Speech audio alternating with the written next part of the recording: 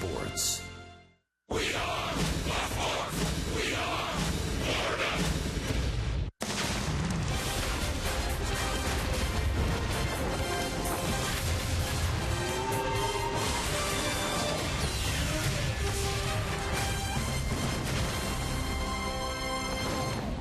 Saturday afternoon in Miami, plenty to do, plenty to see. And at Marlins Park, the Reds and the Fish, game 3 of a 4-gamer. And the first 2 low-scoring, tight ones. Guess who's in the starting lineup? That's right, Hicks McGee is back. Dee Gordon and the Fish trying to get off to a quick start. 2 starters, Raisel Iglesias and Adam Conley, who weren't supposed to start yesterday. Hi, everybody. Rich Waltz along with Tommy Hutton. The topic has been starting pitching in this series.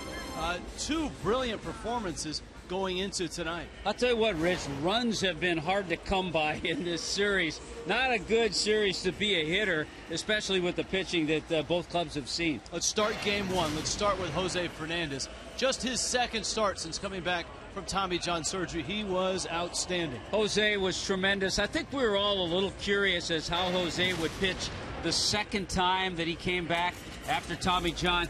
He was brilliant. He was, I thought, much better than the first time out. 6 hits, no runs, no walks. The ball was electric. It was flying out of his hand. He had a great changeup and slider as well. Last night, the Marlins saw the 5'10" Mike Leake. He was tremendous. He threw cutters to left-handers and tied them up. He threw breaking balls. He moved the ball around. A season-high 10 strikeouts for Leake last night. Yeah, last night was the closest thing I've seen to Craig Maddox in a long time. So here's Adam Conley. He has made his Major League debut, but this is a different animal. This is his first Major League start. Yeah, that debut was up in Toronto, the 25-year-old coming off a good start. You always like that. His last time out in the minor leagues, 7 innings, he gave up no runs, so that's a good sign. An 8-2 record in AAA. So Adam Conley, yeah, he's had 1 game in the big leagues, but this is the first start. Some unknowns on either side of the diamond, and both of them are on the mound, starting for the Fish and the Reds. How do you hit 103 miles an hour? Well, you know what? It's never been done until last night.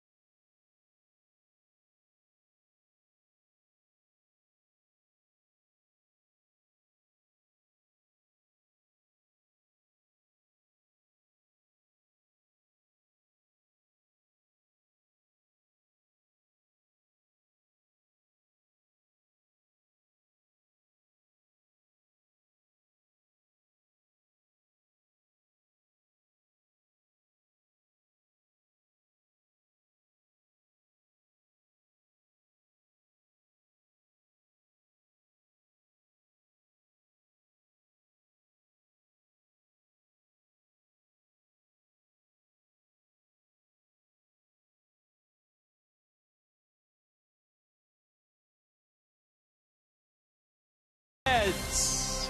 Jeff. Craig, where are you? Hey! Yes, sir. Thank you very much, Rich. And good afternoon again, everybody. Marlins Reds game 3 of this series. The Marlins hope they don't see Aroldis Chapman in the next couple of games, though they have had some base runners against them. They've been going through some wild times. They loaded up the bases in Cincinnati, then he struck out everybody. And last night they got a base hit in record-breaking fashion. Yeah, he's historic on the velocity of his pitches. Last night, 17 pitches thrown, 14 of them in triple digits, over 100 miles an hour. You see this from Bryce Harper.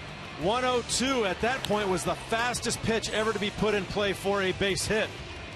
Lefty on lefty, too, even tougher. Last night, we got a new record holder. 103 from Adeiny Echeverria, an inside-out fastball on the inside part of the plate, which is a very difficult pitch to hit.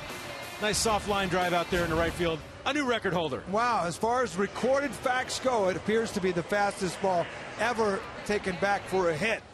Who did you, I mean, Randy Johnson, who jumps out at you the fastest? Do you remember getting a big hit off of, like, the fastest pitch you saw? I remember Billy Koch, who was the closer in Toronto at the time. He came up, I got a base hit on a 101 mile an hour fastball. He pretty routinely threw 99 to 101, and sure enough. Look at those numbers. Look at that. I think I was 6 for my first 6 off Billy Koch.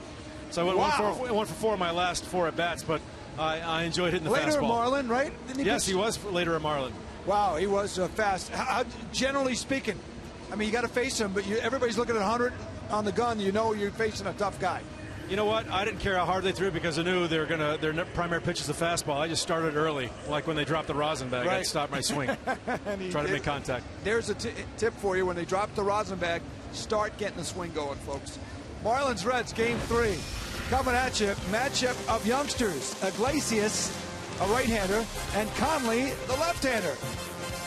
Who's going to take the lead in the series with 1 more to go before the All-Star break? Next, Fox Sports Florida.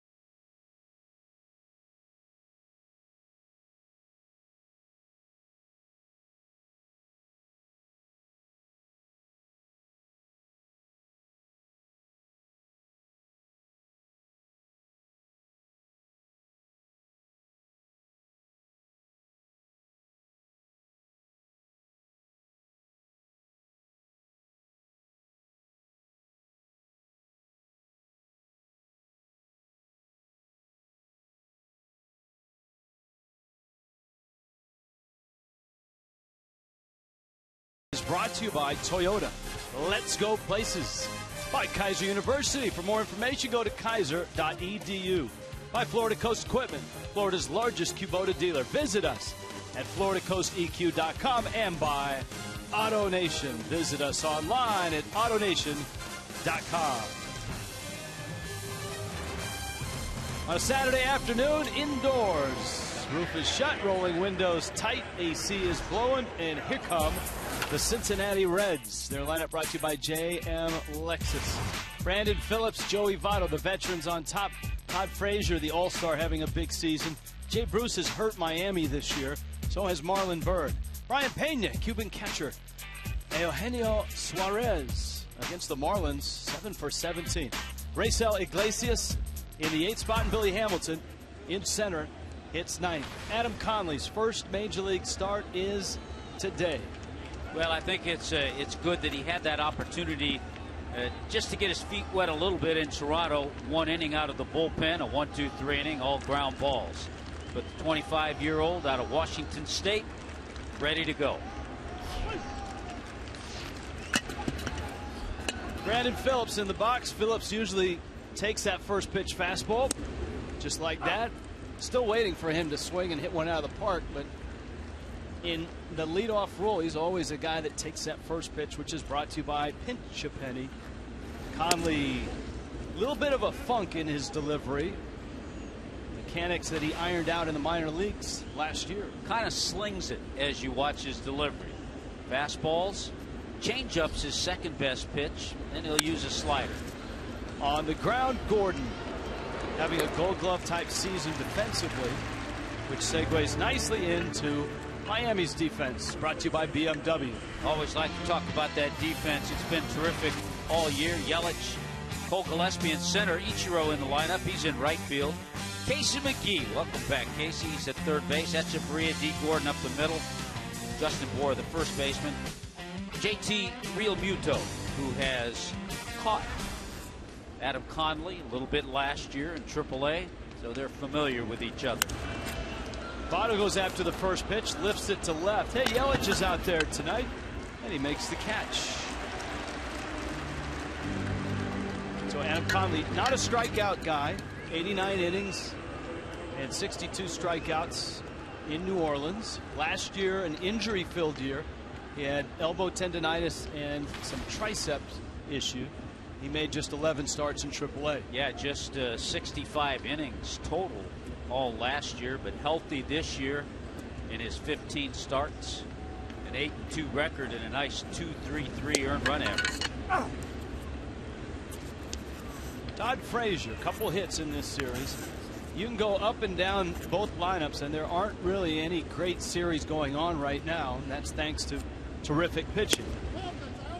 We talked about Mike Leake last night, but don't forget about David Phelps, who went 6 innings, gave up just a run for the Fish.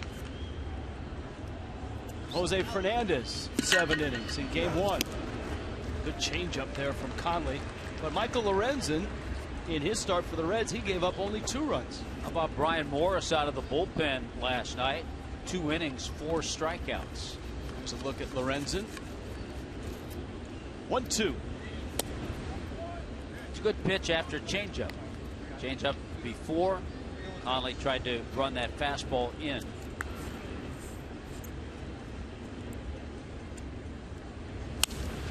Hit hard and down the line. It's fair by McGee. Yelich over to get it. Frazier races around first, and he's got a double. It's his 25th double already this year.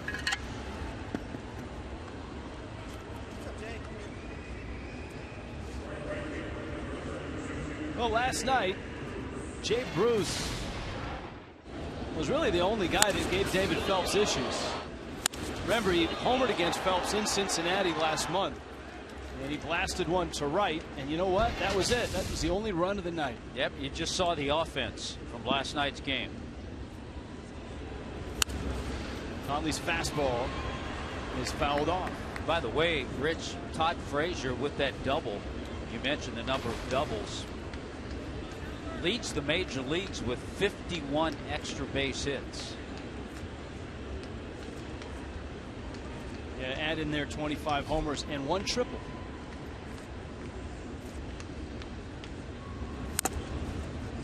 Fouled at the plate. The count's 0-2. Neither starter who was supposed to start is starting. If that makes any sense. Matt Latos hit on the toe by a line drive when he was standing in the dugout. That's why Conley is here.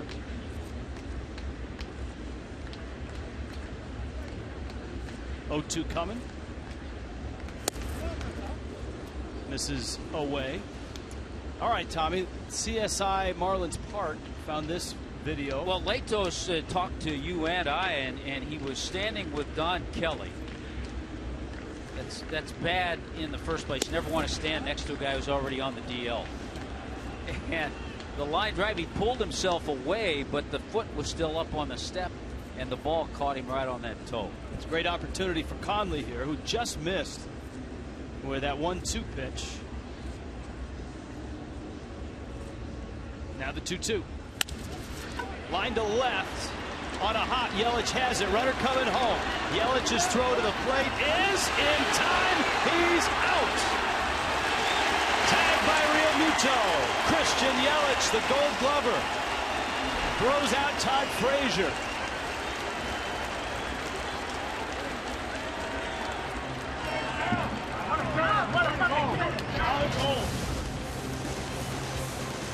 Yelich unleashes. And a nice play by Real Muto on the other end.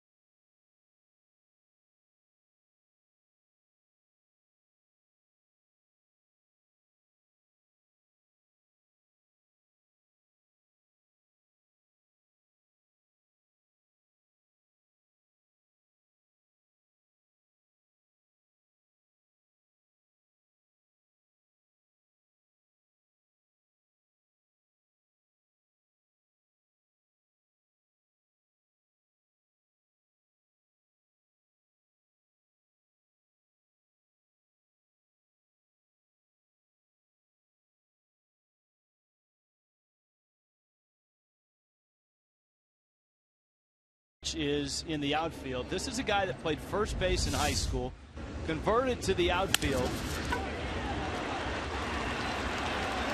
Around it, on the fly, a little bit of a short hop pickup. Great play by Real Muto. I like the way he didn't rush it. He took his time because he knew he had time. It's the third assist of the year for Yelich. He had time, came up and made a great throw to Real Muto. Here's D. Gordon. And if you saw Real Muto there, that left foot was inside the third base line. There was a lane and all of that for Todd Frazier. 0-1 pitch in the dirt. Watch JT.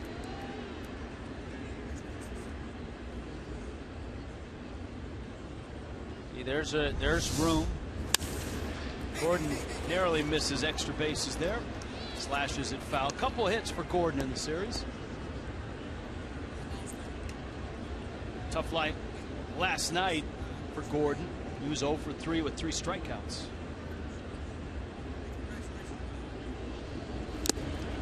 And he strikes out against Raisel Iglesias. Miami's lineup looks this way tonight. Fish at 36 and 51. Brought to you by JM Lexus. Gordon at the top. He's an all-star. Christian Yelich, Danny Echeverria, Justin Bour.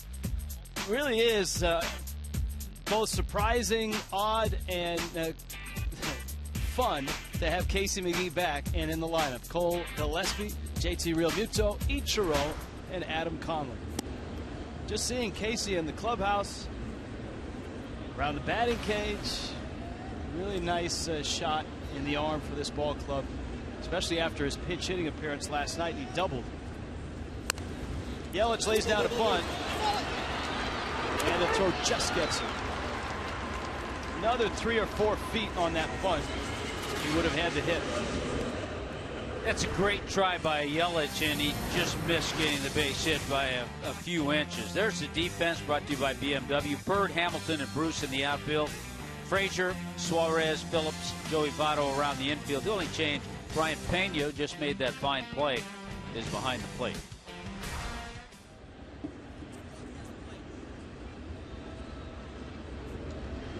Echeverria with a breaking ball, and he takes it outside. Brett Butler, a little word for Yelich as he walks by.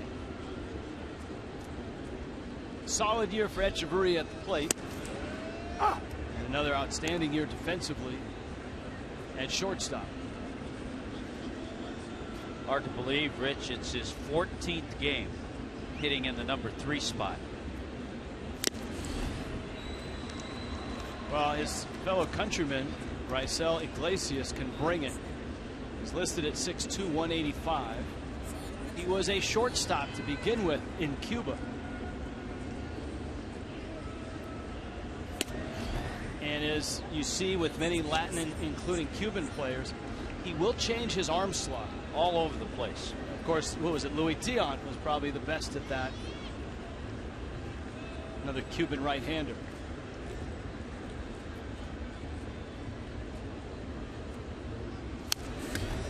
Echeverria fouls it back to the screen. There are some who will make some comparisons with his delivery as well to El Duque. Very loosey-goosey with his arm. You can see that. Arm angles, they're all over the place.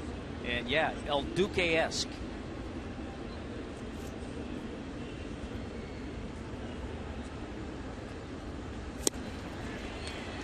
Sharp breaking ball, and down goes Echeverria. A pair of strikeouts for Iglesias in the first. Underway, Adam Conley.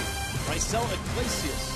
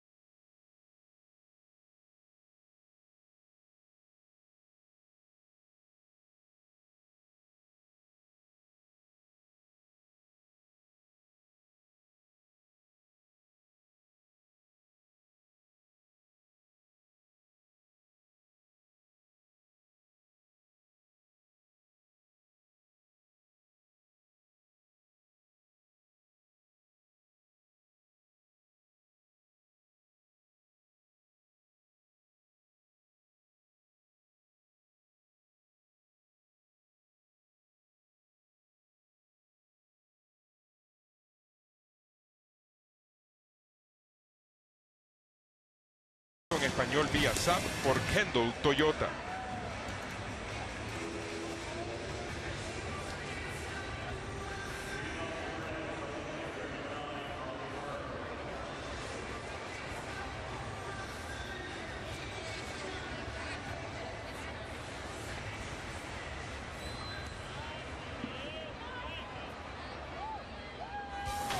Marlins Baseball es presentado en español vía SAP por Kendall Toyota. In Miami, Reds and Marlins, and these two young pitchers who had no idea they'd be starting 3 days ago are picking up where the veterans left off. It's been a well-pitched series here into Game 3. That one blasted to center. Back goes Gillespie, and the track reaches, got it! Cole Gillespie.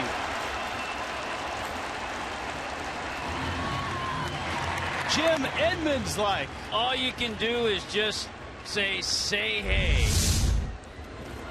You can see the Reds have been very aggressive. A lot of first pitch swinging. Long way for Gillespie to go. He's a good outfielder. What a nice play by Gillespie. This is not easy, kids. You can try it at home. Good luck. Wow. Here is Pena. Well, one of the first things we found out about Cole Gillespie when he arrived is that he can play all three outfield spots, and you know what? We've seen that. Echeverria snares the line drive. That's about as far as you're going to go as a center fielder in a major league park. And to make that type of catch after you've gone that far is really impressive. The only other place you might go that far, but then you'd have to go up a hill, is in Houston. Next year, and they're taking that thing off. The hill is gone. The hill is, Tal's Hill, yes, will be extinct. B.B. King will sing "The Hill Is Gone."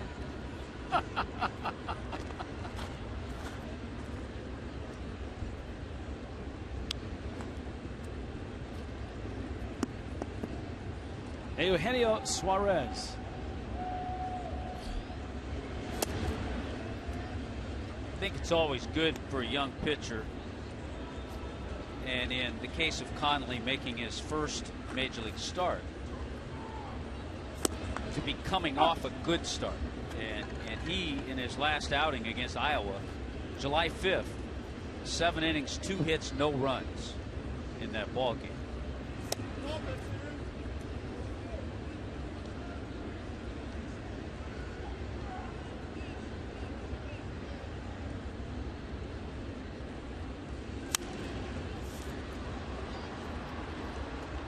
Two balls and 2 strikes. One of the things the Marlins have been able to do, they've had a lot of starting pitchers up in the big leagues. But Dan Jennings, Michael Hill, and the rest of the organization, they've been able to get major league exposure for their best pitching prospects. And that includes Conley now, Justin Nicolino, Jose Ureña. They've had some success, and they've had some bumps. And because the team has starting pitchers up here and even guys in the bullpen that can start, they haven't had to rush those guys and keep them in the big leagues. Gave them a taste, back to AAA.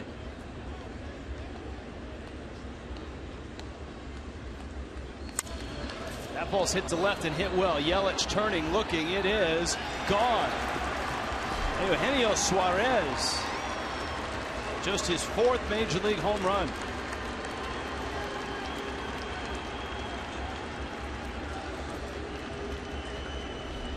Suarez had a good series against the Marlins in Cincinnati. Right now, a 5-game hitting streak, and he's making the most of his opportunity at shortstop. Breaking ball, middle of the plate.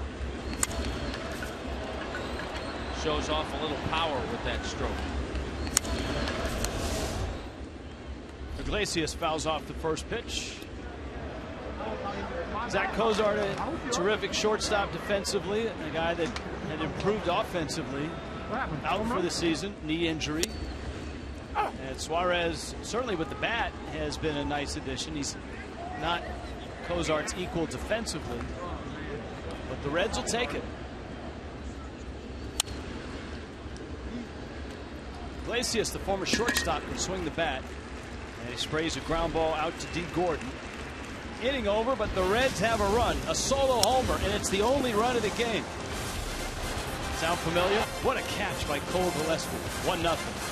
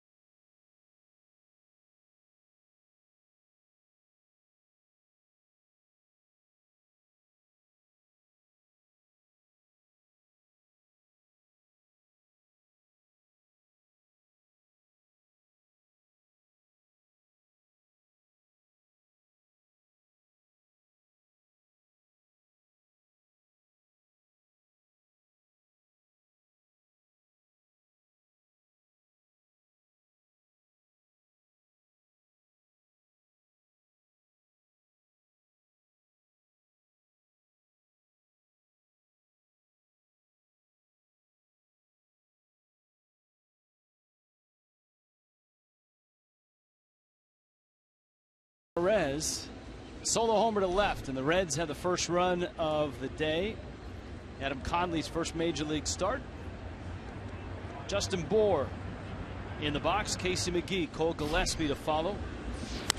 And Justin Bour hits one to right, but that one's going to hang up. Bruce makes the catch. Well, it left the bat. It had the height, but not the oomph. Midsummer Classic coming to Miami.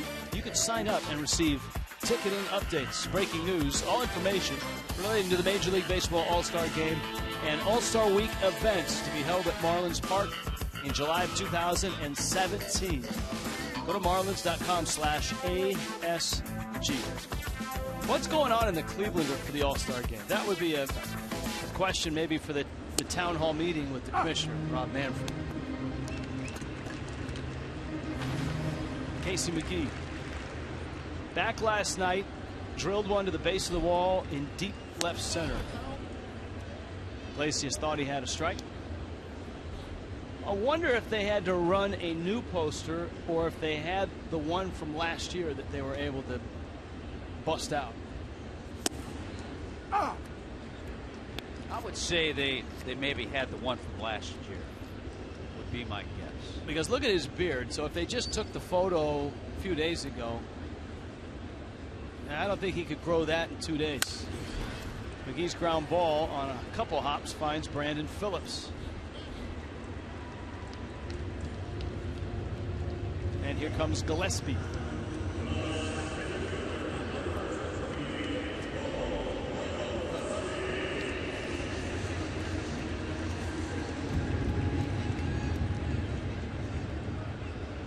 You know, we talked about Iglesias and some El Duque comparisons. He wears number 26, same number El Duque wore his entire career.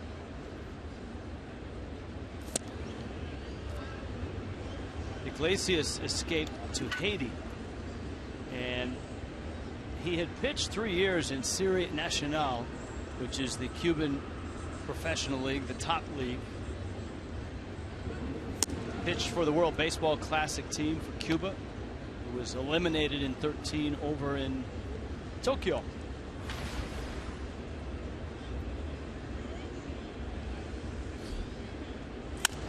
Breaking ball bouncer, Suarez. So far, Raisel Iglesias has been sharp. That an 8-pitch inning.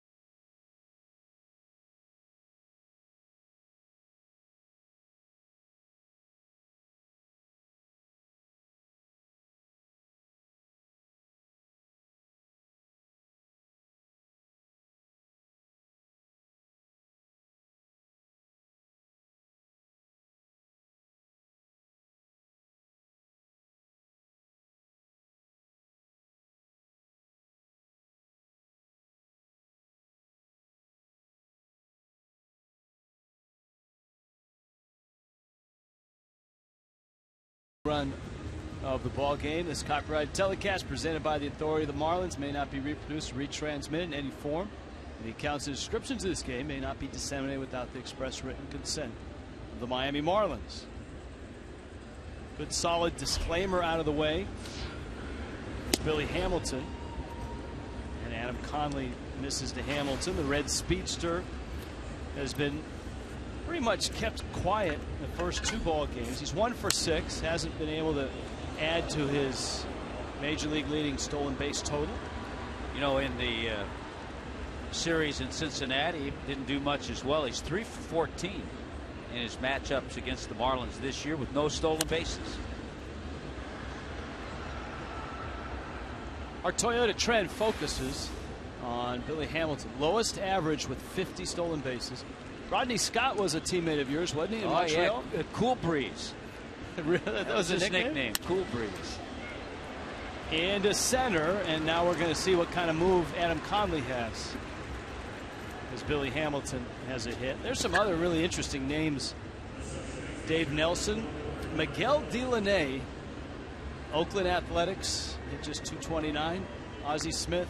Ozzie well, that was actually, he was with St. Louis that year. Vince Coleman. I'll tell you a good Miguel Delaney story. As a kid, I was headed to a doubleheader. Oakland, I forget who they were playing. It was a doubleheader, and Delaney started. Actually, Delaney did not start the first game. Ricky Henderson made his major league debut in the first game of that doubleheader. And Henderson had a great day in the first game. That one's popped up.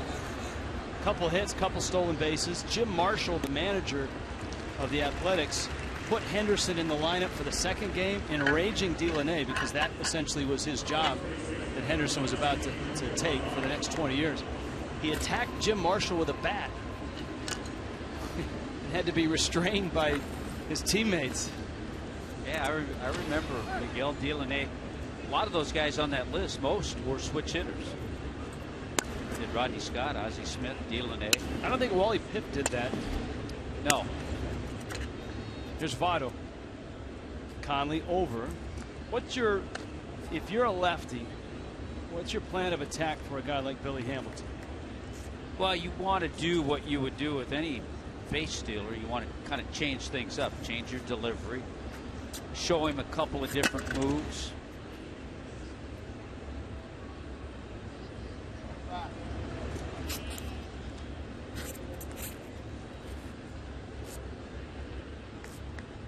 Just give him different looks. If you're Hamilton, you have enough speed that if you go on first motion, you can still make it. He's running, good jump, and no chance for Real Muto.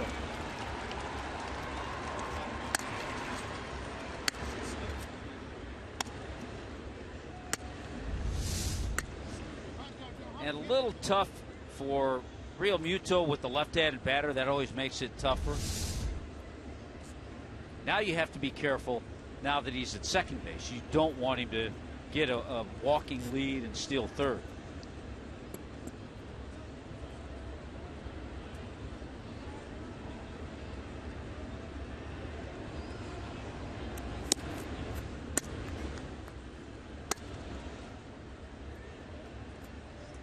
Hamilton in scoring position. Votto flied to left, has a double, and is 2 for 8 in the series.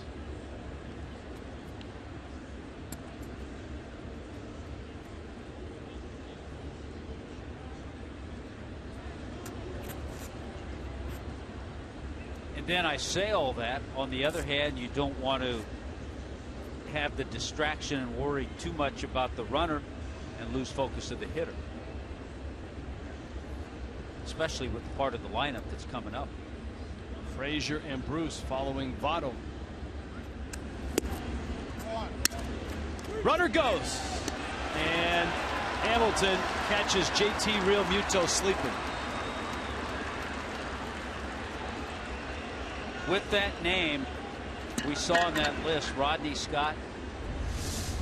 I probably saw Rodney Scott do this 10 or 12 times. When a catcher did that, steal third, and 90% of the time he didn't even slide. Actually, Hamilton didn't need to slide. A slow toss back to the mound. Little flip. He picked that up right away. Never hesitated. And now Conley is faced with runners at the corners. and all-star Todd Frazier at the plate. Frazier doubled back in the first.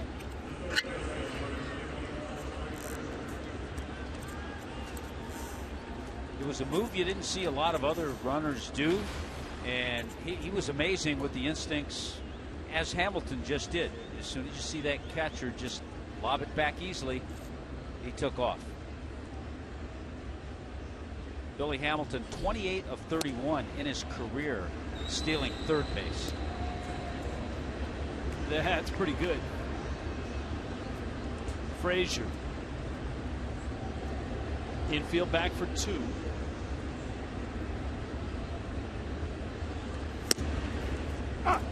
Outside corner.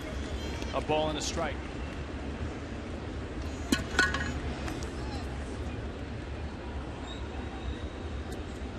Frazier's bounced into 9 double plays. That leads the Reds.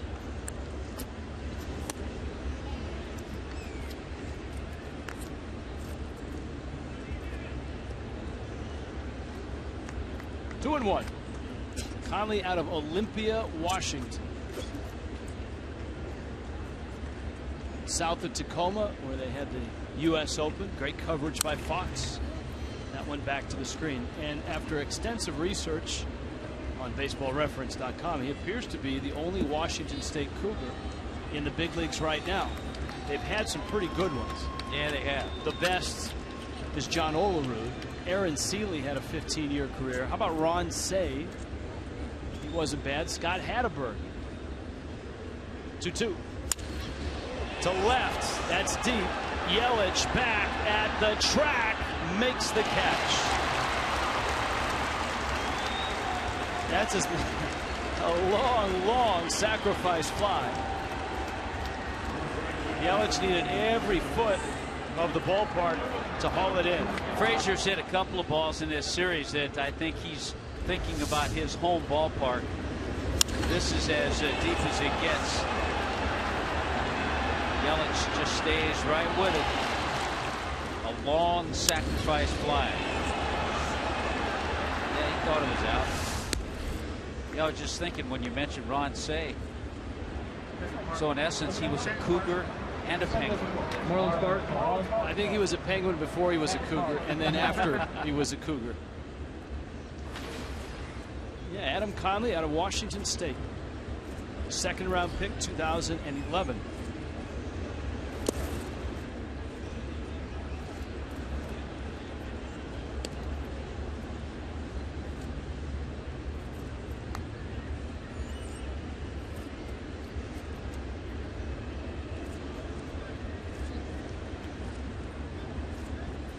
Bruce, a home run last night.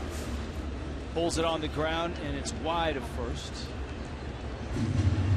The Reds and all their fans are getting set to host the All-Star game.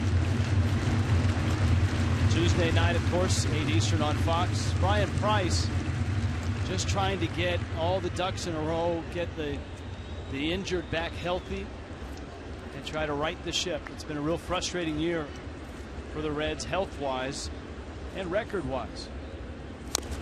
39 and 45 coming in, and they play, the Reds do, in a division that has some outstanding teams at the top, namely St. Louis and Pittsburgh, and a much improved Cubs team who are 7 over, yet 9 out behind the Cardinals. Right after the break, Brian Price and his ball club, they open up at home. 3-game series with Cleveland, and then the Cubs for a 3-game series. Bruce gets into one, drives it left center. Gillespie and Yelich, and it's Yelich who makes the catch, with Gillespie closing right behind him. Reds add to their lead. It's 2-0.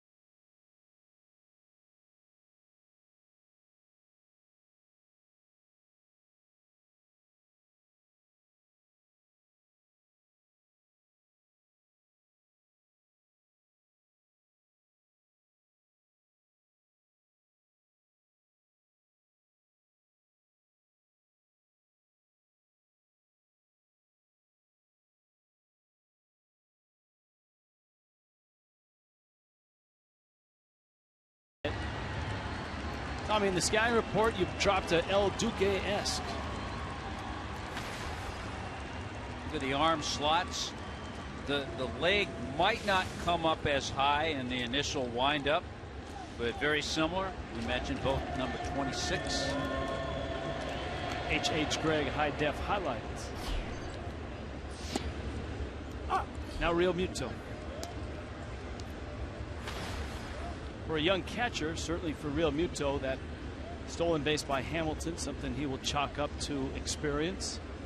There isn't a catcher in the big leagues that it hasn't happened to.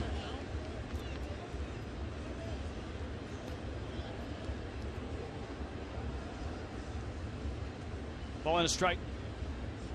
That's right. You file it away, and you tell yourself that'll never happen again.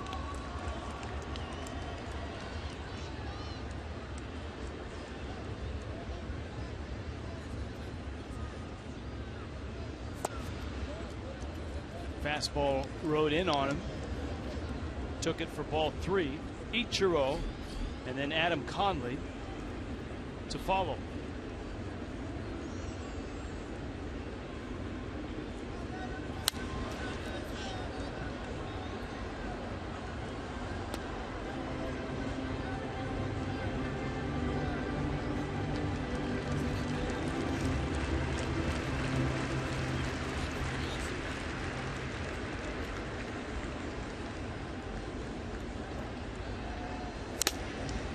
Bangs off of Brian Pena. Iglesias relieved and did some starting in Cuba and opened a lot of eyes when the contract not only was for 7 years but for $27 million.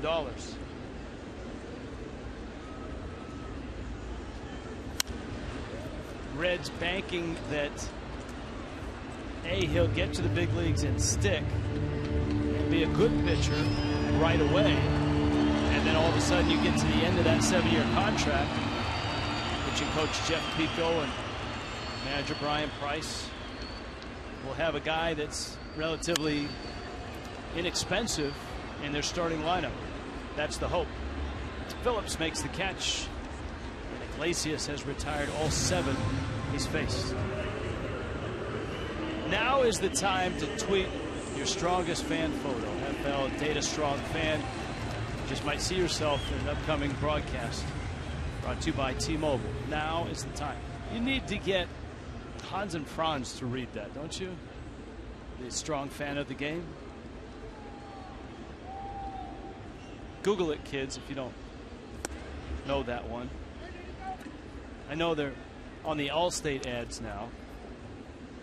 The discount double check with Aaron Rodgers. Ichiro lined a pitch down the third base line for a hit. They bring back a lot. I saw the Coneheads recently on an ad too. I think that's an insurance ad as well. Fastball in. 3-0 to Ichiro.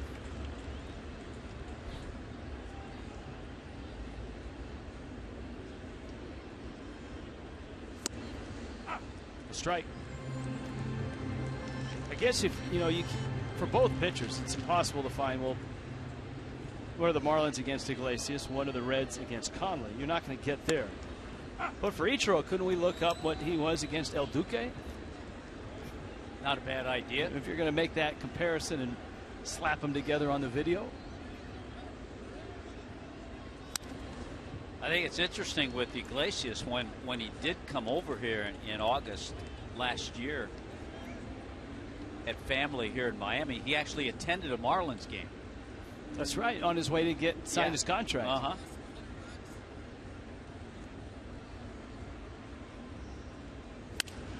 Ichiro lines it, left center field, caught, sliding catch, no, he dropped it. It came out, and Ichiro has himself a hit.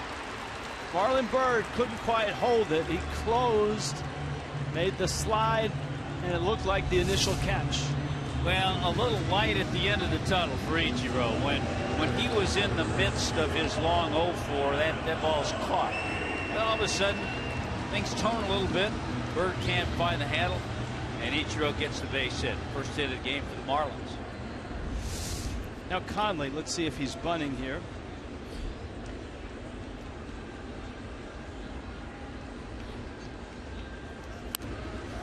He does, and he does it well. No one's at first, and Phillips gets there. Took him a while. Brandon Phillips finally arrived. Nice job by Adam Conley to do his part of the job and get the bunt down. Move Ichiro over to second. Now D. Gordon.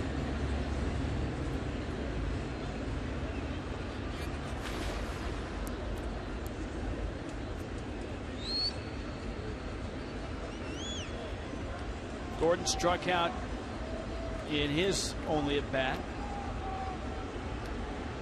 Had a sacrifice bunt, but 3 strikeouts last night. Ground ball in the hole. Suarez has no play. And Gordon has himself a base hit.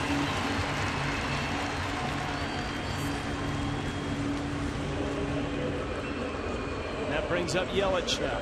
Well, with each base hit, D. Gordon just adds on to an already most hits by a Marlin before the All-Star break. That's number 120. Paul Goldschmidt is second in the National League, 106. There are only 4 players, including Gordon, who are even above 100 in the National League. Yelich up, quick throw. Quick feet as well, it looks like, from Raisel Iglesias.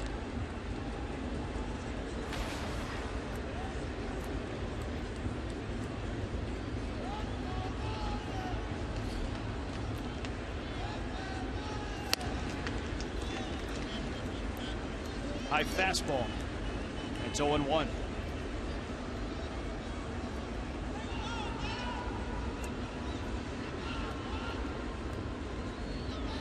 Votto has to hold Gordon at first.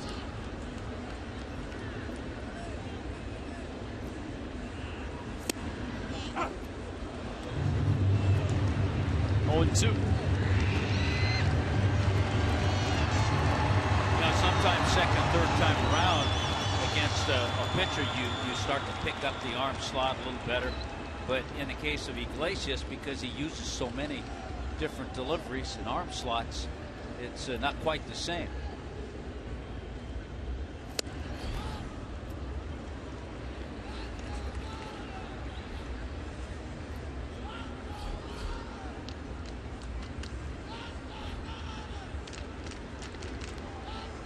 Forty pitches in. Raisel Iglesias. Miami's best opportunity yet. Ichiro at third. D. Gordon at first. And a good sized lead by Gordon.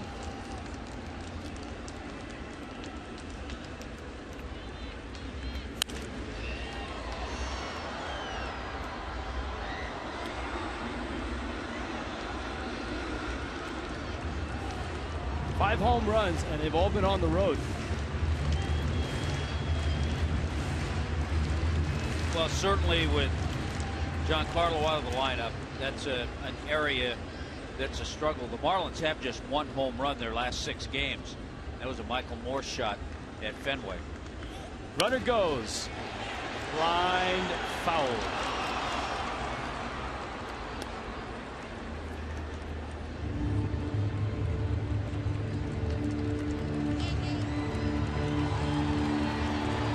Marlins offense has scored just 12 runs in their last 7 games.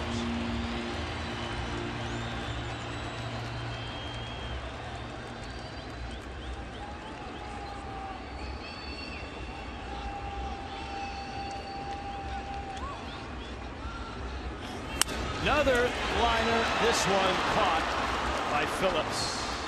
Yelich a good at bat, but the Marlins leave a pair. Reds still lead at 2-0.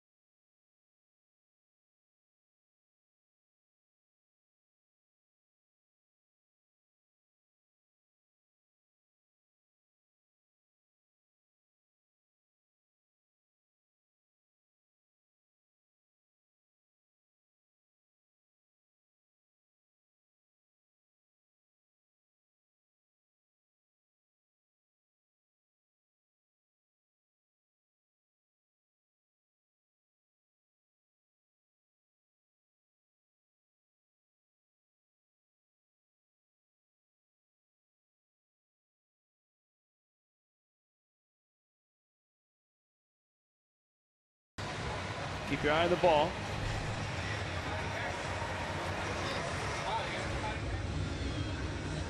Marlon Byrd, Brian Pena, Eugenio Suarez against Adam Conley. 4th inning for Conley. He's been touched for 2 runs in 3 innings.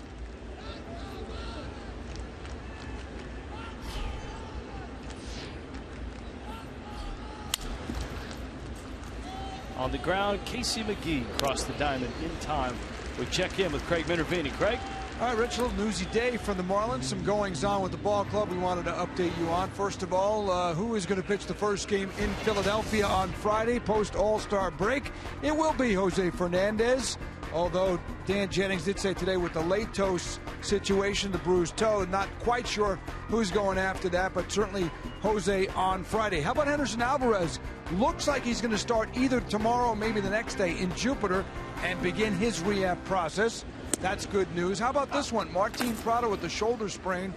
Looks like he's going to go maybe tomorrow right here at Marlins Park. He's been back. He threw today very well. He's been hitting. No problem hitting at all. Been in the cage in BP.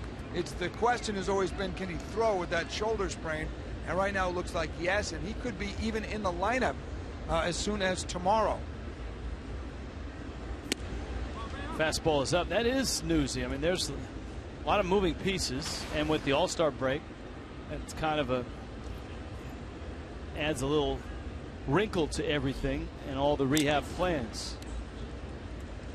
It's 2-2. I will say it's nice having the All-Star break in the middle of Giancarlo Stanton's rehab, because those are 4 less games that he's going to miss as he comes back from that hand surgery. It's a gorgeous pitch by Conley. And he gets Brian Pena. Well, tomorrow, speaking of Henderson Alvarez, you want to make sure you're here, not at 1:10, but beforehand, because fans will get a Henderson Alvarez bobblehead powered by South Florida Ford. And you can pick up the Pepsi 4 for $74 pack, get 4 tickets, 4 KMB Franks, and 4 Pepsis for $74. After the game, kids can run the bases in the Diamond Dash. It's an entertaining bobblehead, I'm sure. It is a little, I guess, still frame shot of his old-time windup he uses before every first pitch. I think in this inning, by the way, Adam Conley using the off-speed stuff a little more, because this ball club, the Reds, have been very aggressive against him. Liner to left, sinking, Yelich there. Nicely done. Getting a little stretch out and left between innings.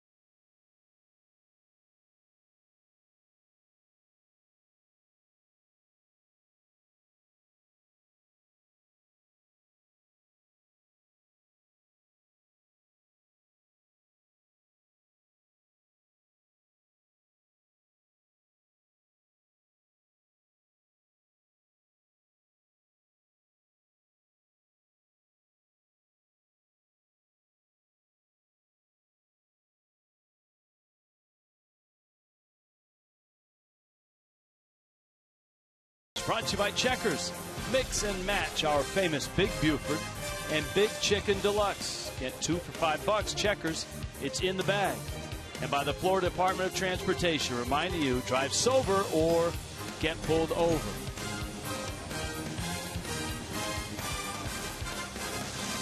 Afternoon creeping towards evening in Miami. 2-0 Cincinnati. The Marlins will bring up 3, 4, 5 and Andy Echeverria, Justin Bour, and Casey McGee. McGee getting to start at third base in this one. Michael Morse not in the lineup. Got Justin Bour at first.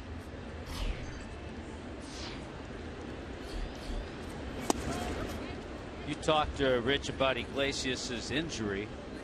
His first major league win, his only major league win, was on May 13th against the Braves, and it was a good ball game. 8 innings, 2 hits. He gave up just 1 run.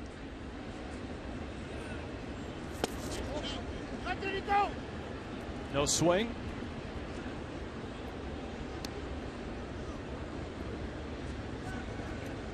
A ball and a strike.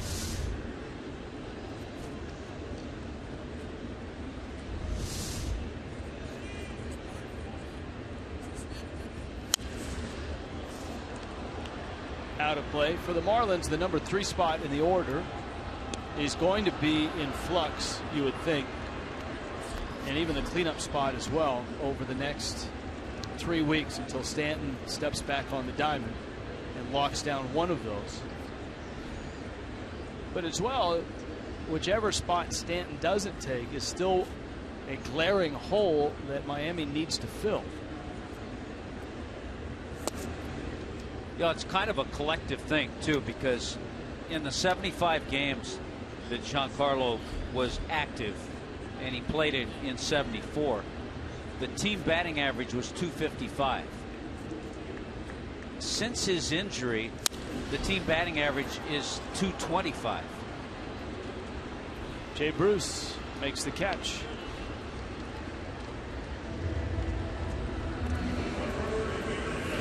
Well, tomorrow ends the first half of the Major League season. Craig Minervini and Jeff Conine. The windup. Some unique windups, and I would expect it's a good day to have Henderson Alvarez bobblehead day on the day they look at windups. It's supposed to be Johnny Cueto and Dan Herron. There have been rumblings that maybe Cueto wouldn't make the start for the Reds, but all indications are he's locked and loaded and ready to go. Yeah, Cueto with the little spin, Louis Tiant type delivery. And of course, Dan Herron with the hesitation. Bour takes in.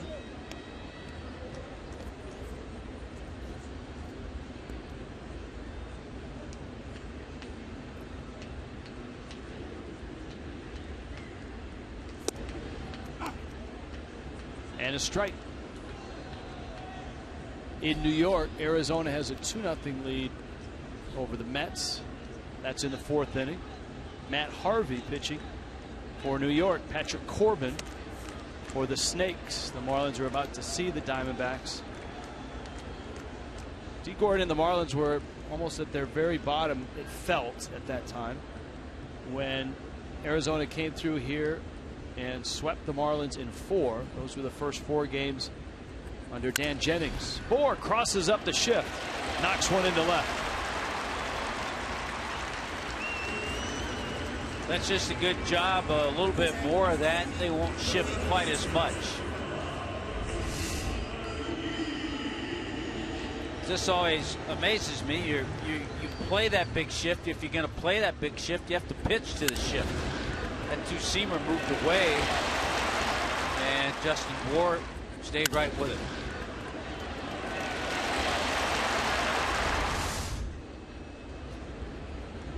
So Bour is aboard. Here now is McGee, bounced to second. Casey takes a strike. His double last night was against Mike Leake. That in itself was impressive because not many guys had good swings against Leake.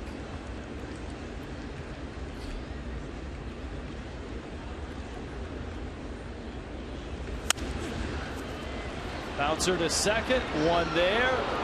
And Suarez clears away from Bour. and throws out McGee. Still 2-0 Cincinnati.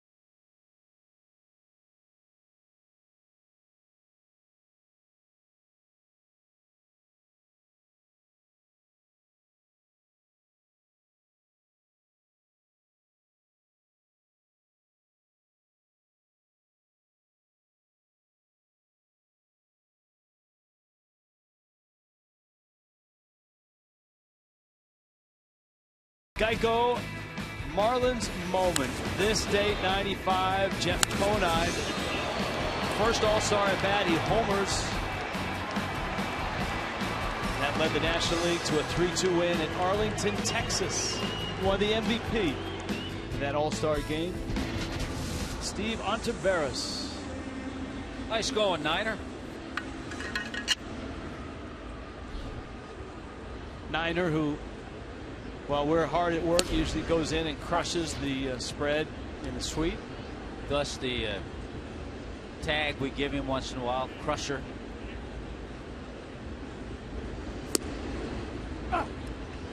Eats everything but the red M&Ms. For whatever reason, he leaves those alone. Iglesias, Hamilton, Phillips in the fifth. Adam Conley had a 1-2-3 inning in the fourth. Dan Herron tomorrow.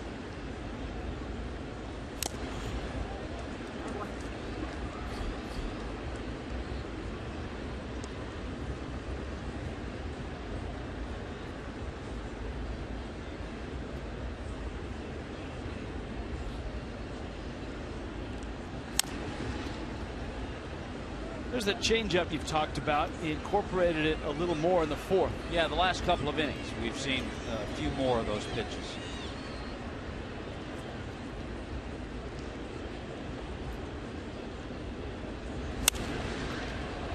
Iglesias gets into one. Gillespie doesn't have to go all Willie Mays on this one, but he still has to go a while.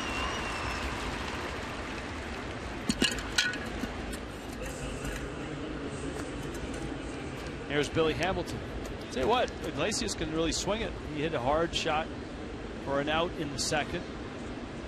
And that's about a 400-foot fly ball to straightaway center. Yeah, I was just thinking when you made the Jim Edmonds reference, and a guy who could appreciate that in the Reds dugout, Michael Lorenzen, who went to Cal State Fullerton, grew up a big Angels fan. He grew up a Jim Edmonds fan. Well, one of our good friends, Christina DiNicola, who writes for MLB.com, FoxSportsFlorida.com, pointed out that for Cole Gillespie, of his 68 starts in the big leagues, only 6 have come in center field. And you wouldn't know that by watching that catch that he made earlier in the ballgame.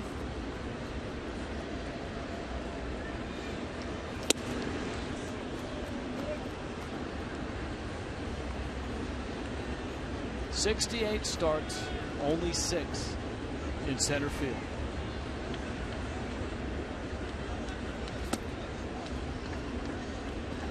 By the way, the strikeout back in the fourth inning when Brian Pena struck out, the first major league strikeout for Adam Conley.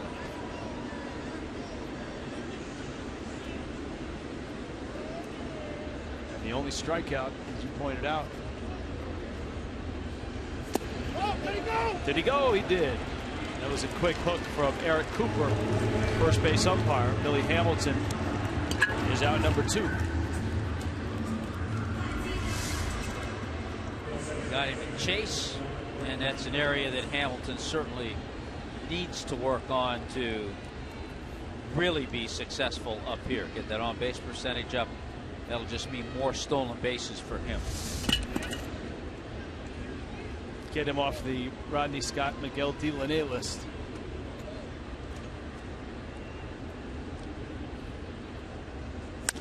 Brandon Phillips lines one into center field. That's base hit. 2-out single brings up Joey Votto.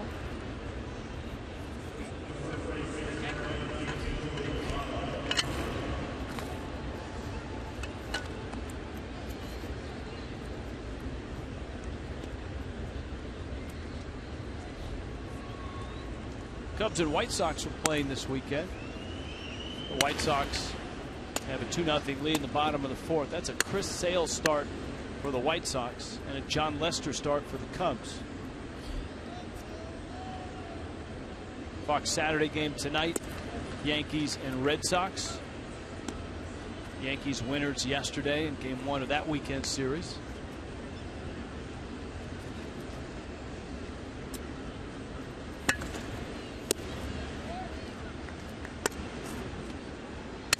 Mark Burley in Toronto beat Kansas City earlier today, 6-2.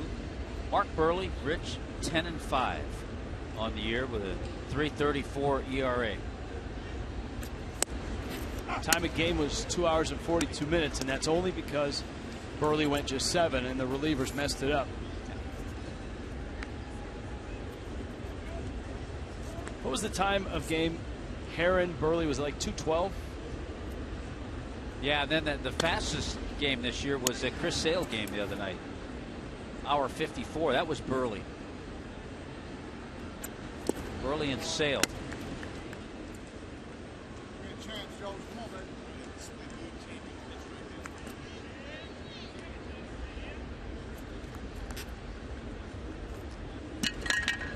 Votto and Real Muto having a discussion at home plate right now.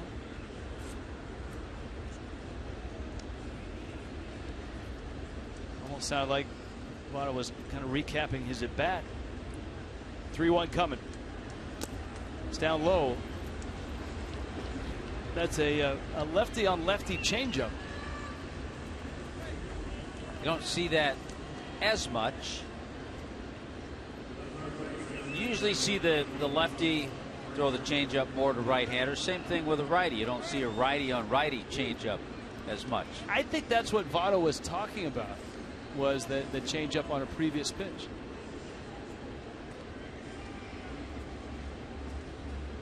We'll never know. That pushes Phillips to second. Votto's at first. Frazier now has had 2 really good at bats. He's doubled and hit a mammoth sacrifice fly to left, sending Yelich to the wall. That was in the 3rd.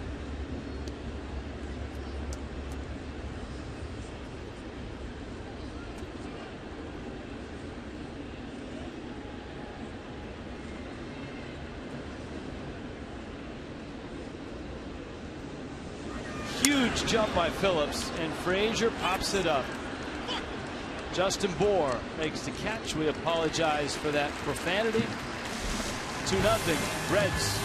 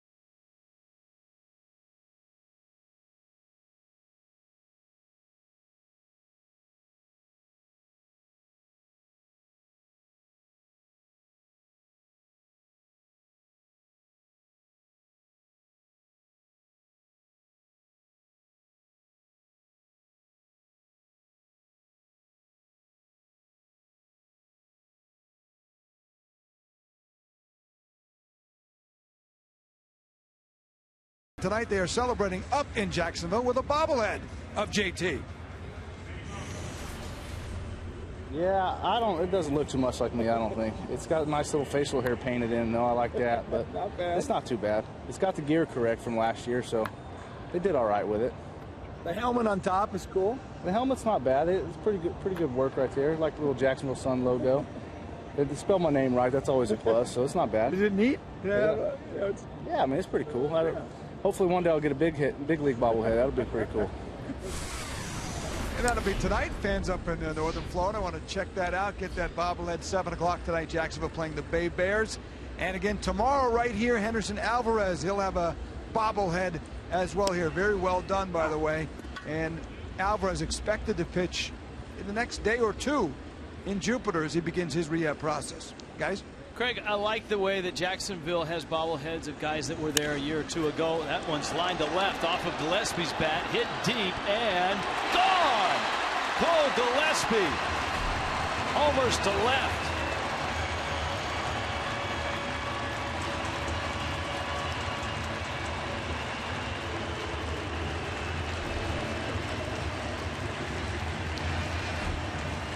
First home run as a Marlin for Cole Gillespie.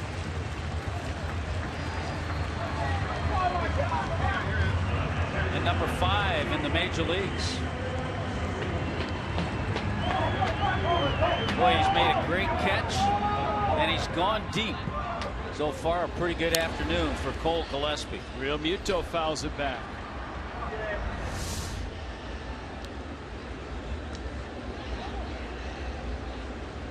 Breaking ball, and Gillespie was on it.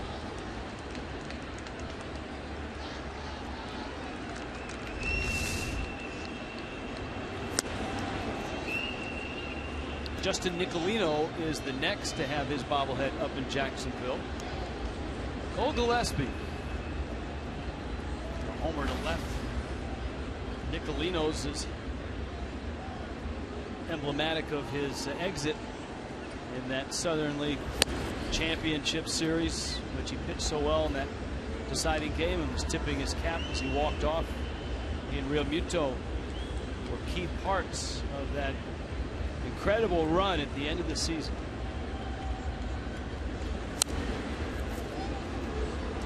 Foul back.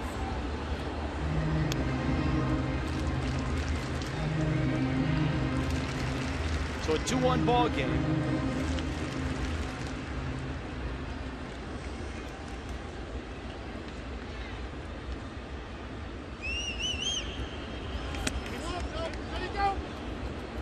No swing, Eric Cooper says. Count 2-2. Iglesias has a live arm, a loose arm, as some would say. Giancarlo Stanton watching.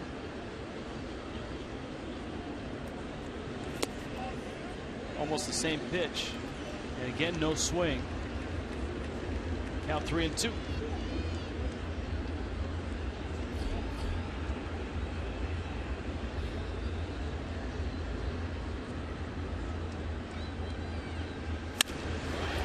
Line into left field, that's a base hit. A real nice at bat by Real Muto. Fought off a couple pitches. He took some tough breaking balls. And pitch number 7, he hooked into left. All of a sudden, some really good swings this inning. Guys are maybe picking up Iglesias a little bit better. I remember it used to be said of Juan Marichal, who had so many. And El Duque, same thing, so many different arm angles. You might have 2 or 3 pitches in your repertoire, but because of all the different arm angles, you have 9 or 10.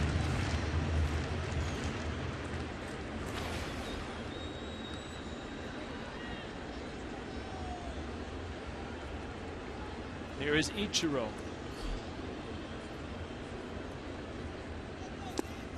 Well, if El Duque is the guy that you compare Iglesias to, Dyson in Miami's bullpen, and the Marlins, especially Ichiro, don't have at bats against Iglesias. Crack staff, Ichiro 1 for 10 against El Duque with 2 strikeouts in his career. But he singled against Raisel Iglesias in the 3rd. That's right, 1 for 1 against Iglesias.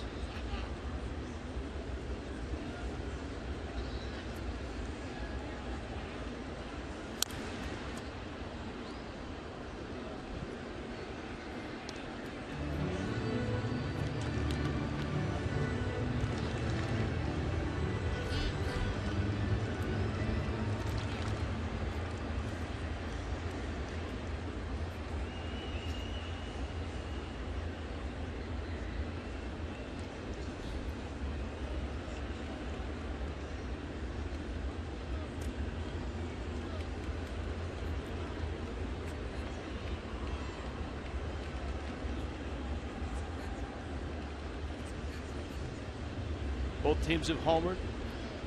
Suarez for the Reds, Gillespie for the Marlins. Each road takes a strike. 1-2.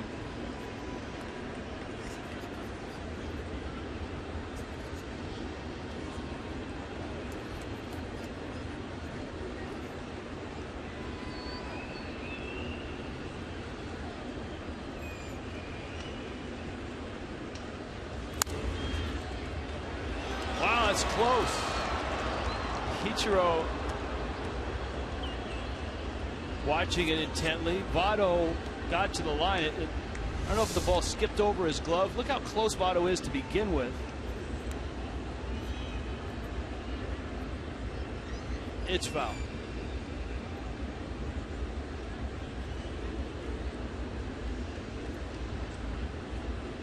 Very close.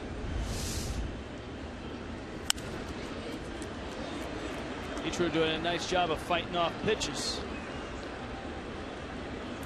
Saw the shot of Lenny Harris a little while ago, giving signs down there in the third base coach's box. Lenny was a Red. Lenny mid-90s, 5 years. Played for the Cincinnati Reds.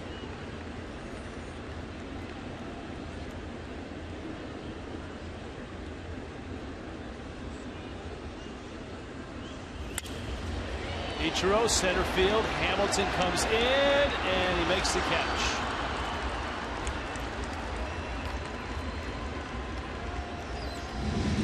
First out of the 5th. All-Star watch party. Corona Light and the Marlins bring it to you on the 14th Brews Room in Pompano Beach. Major League Baseball All-Star Game on Fox at 8. All-Star memorabilia can be yours. Tickets to upcoming games and Corona Light specials throughout the All-Star Game. Should be fun. Looks like fun.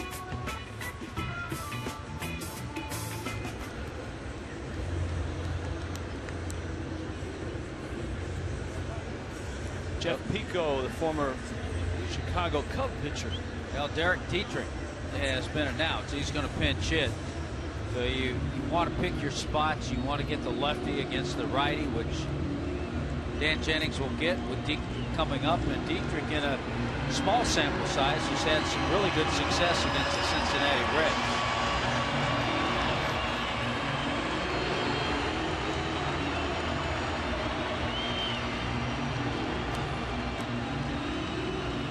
Dietrich had that 2-homer game this year in Cincinnati. 26 career ABs against Cincinnati. Derek Dietrich, a 385 average.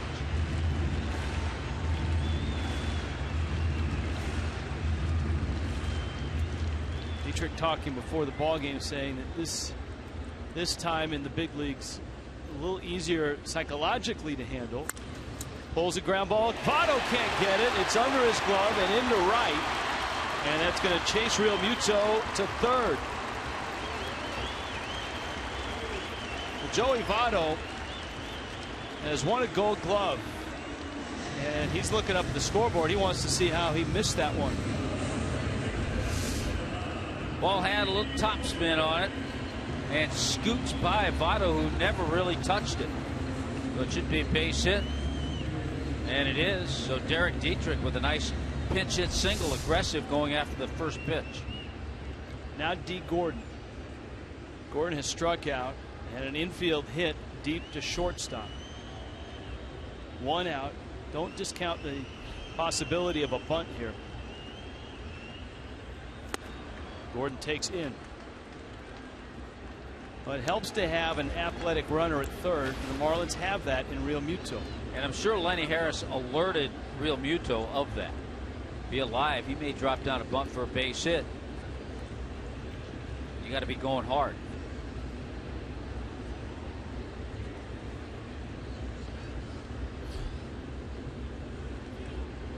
Gordon drops the bunt down, first base side, run will score, Gordon safe. Ball still rolling, and it stops in fair territory.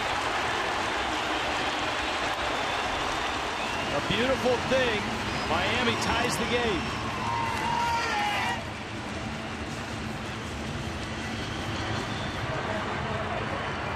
Hey, whatever it takes, and you had the feeling D. Gordon went up there with that on his mind. He kind of showed bunt a little bit on the first pitch. Took that one up the line, no play for anybody. Real Muto scored easily. And D. Gordon with 2 hits in this one this afternoon.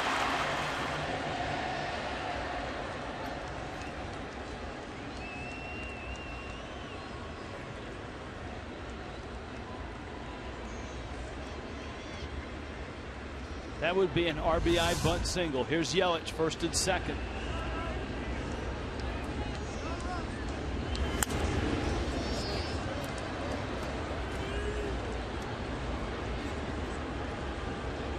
Yelich, who had a really nice road trip in this series now, is 0 for 8.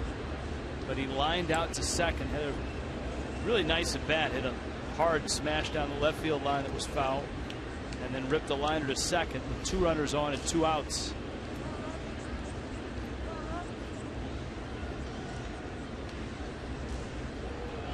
Let's check in with Craig Minervini. Rich D. Gordon told me before the game he doesn't drag bunt too often. We've only seen it, we saw it earlier in the series, but he likes it normally against left-handers because they're falling off to third base. But in this spot with the third baseman charging and trying to get that run in and the base hit, he does it against the righty, and it pays off, the drag bunt.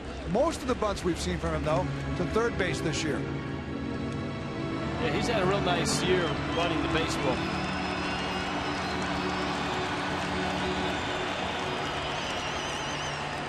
Gordon's at first, Dietrich's at second.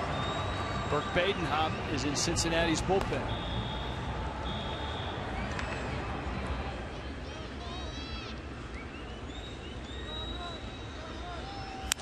Yelich up the middle, into center field, a base hit. Dietrich will score, and Miami has the lead.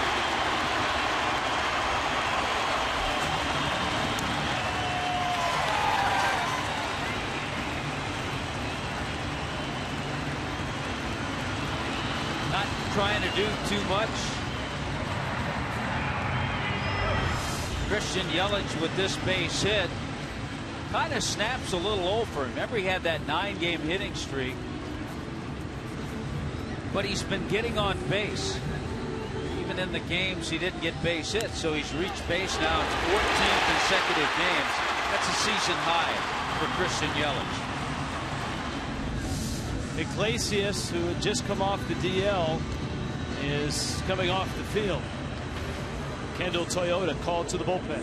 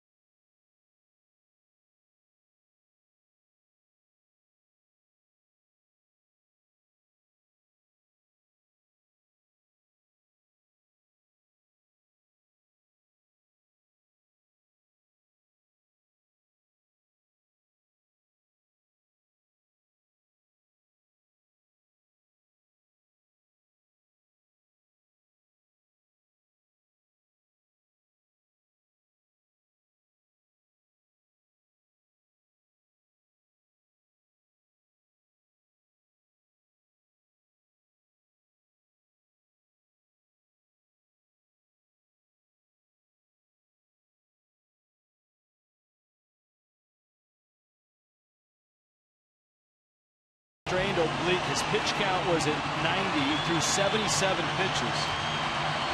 And he takes a seat. Burt Badenhop, former Marlin.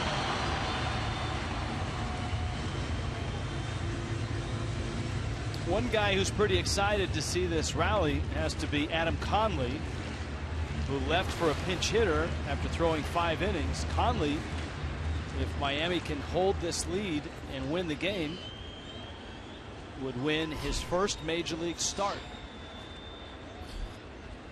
Long way to go. Echeverria now. Badenhop throws a strike. Long way to go, but an opportunity to add on with just 1 out and a couple of runners on.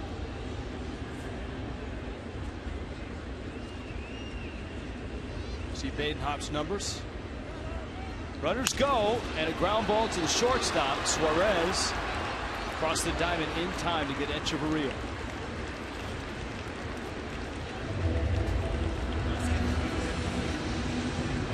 And this sets up a real interesting at bat. You've got the big lift and pull of Justin Bour, and the sinkers of Burt Badenhop. Yeah, you also wonder if they'll pitch to him,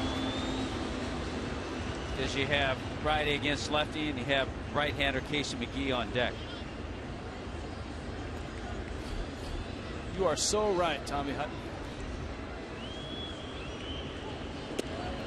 Once a week or so, it seems to happen. Or as in the beer fest today, once in a blue moon. There was the beer fest out at the Clevelander before the ball game. I think those fans are still in the Clevelander. Weekends at the Clevelander, Friday night, Saturday, even the Sunday brunch, the Clevelander is generally packed and hopping and a fun place to be.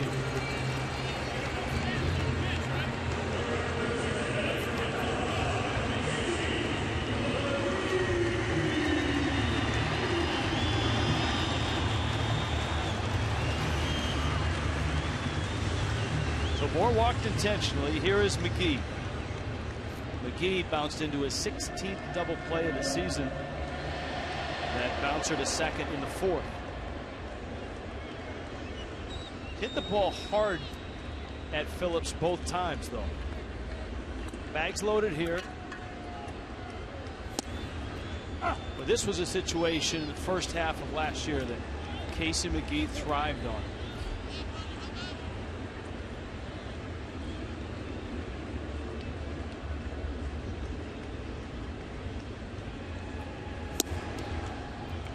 Yeah, we saw Casey come up big so many times. How about earlier this year in San Francisco with bases loaded against Jared Cozart? Unfortunately for Casey, it was his one shining moment as a Giant. Didn't like the call from Lance Barksdale. It was a strike. Pitch number 3.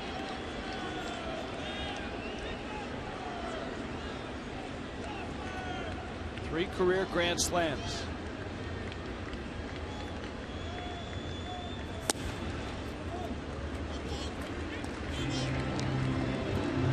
The Marlins this season in bases loaded situations hitting just 174. Wow. 12 for 69. 2-2. Fouled at the plate.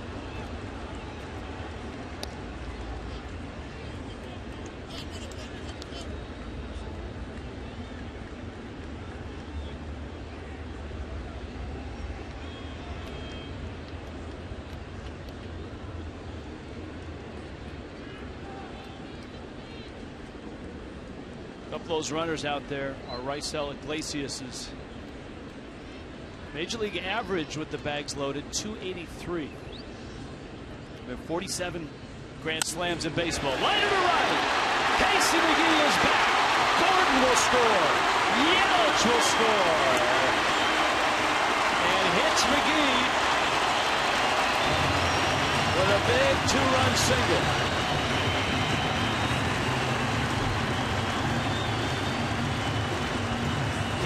imagine how good that feels for Casey McGee, who did struggle with San Francisco, getting this opportunity to come back to a ball club where he had success last year, and especially in moments just like that.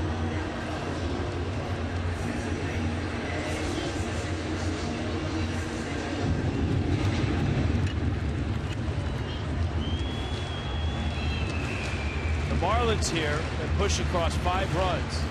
And you can see that's been an issue for the ball club.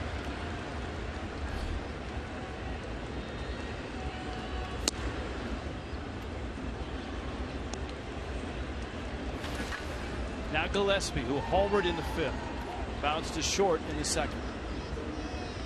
He got it all started.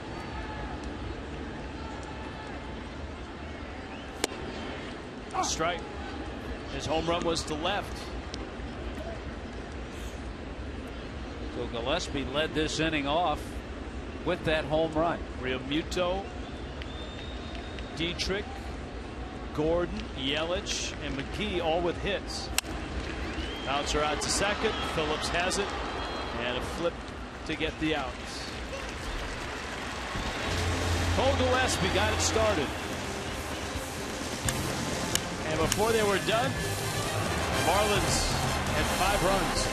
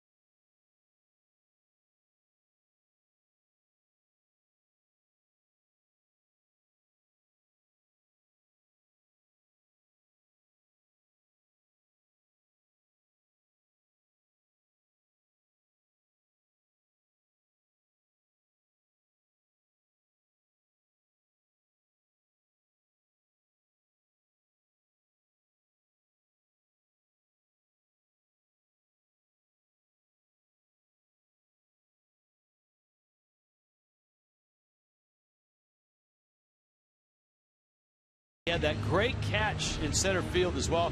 So we dove deep into the archives. How about this? Now Tommy said, "Say hey." So there's Willie Mays robbing Vic Wertz. I said Jim Edmonds. Jerry. Of course, we present Cole Gillespie. I love it.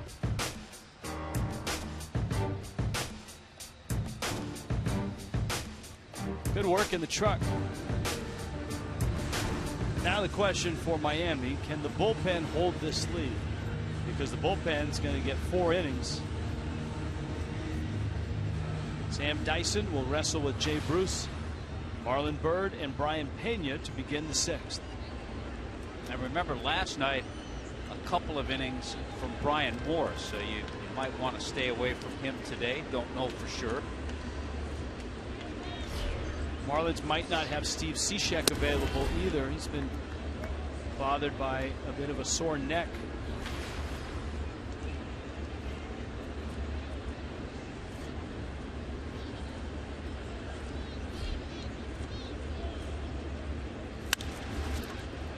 Jay Bruce takes that one the other way.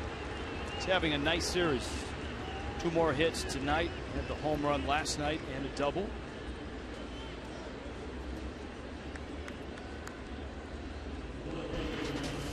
Baseball's best players are headed to Cincinnati. Midsummer Classic. Of course, 2015 Major League Baseball All-Star Game is on Fox on Tuesday at 7 Eastern. And it streams live on Fox Sports Go.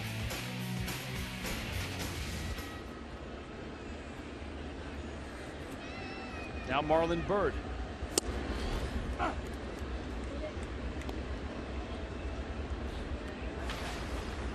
Talking about Marlon Byrd's career last night. Kind of a late bloomer. He was always a spare part, it seemed, his first few years in the big leagues. Pulls that one foul. We saw him with the Phillies, the Nationals. Got his shot in Texas, and he took full advantage of it. Turned that into a nice contract with the Cubs. Boston. Was popped for performance-enhancing drugs, a 50-game suspension. That was in 2012. Rudy Jaramillo was the hitting coach that Byrd really took a liking to and credited with getting him going. Well, that year in Texas, 283, 20 home runs, 89 RBIs. It's amazing how things click for certain hitters. Sometimes it's a hitting coach.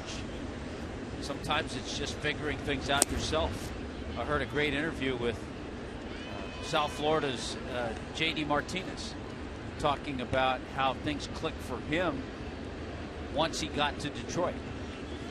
And the impetus behind that was him wanting to improve and studying the swings of great hitters like his new teammate Miguel Cabrera, and seeing some of the habits and some of the swing patterns and things that he did in his swing. And Martinez started to incorporate some of those into his swing. Things that he never did. He said he used to always have the same swing and he always had success, and all of a sudden the success wasn't there and some changes had to be made.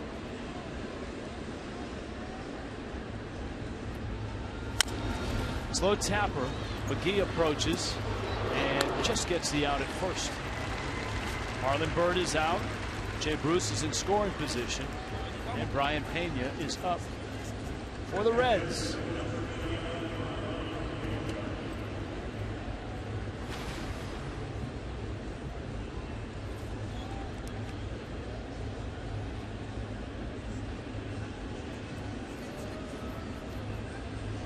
Cuban connection working for the Reds in the first 4 1/3 innings.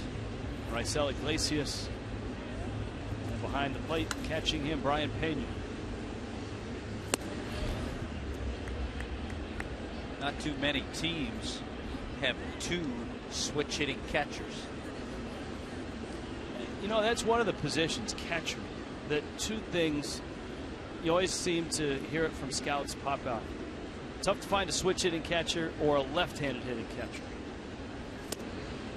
And they're like those rare baseball cards. When you find them, they stand out. Brian McCann's a good example. I mean, left-handed bat with pop. That's even an added bonus. Runner was sliding back into second when the pitch came to the plate. And it goes behind the screen. Of course, the Reds thrown into this situation because of the injury to Devin Mesoraco, who is not a switch hitter, a right-handed hitting catcher.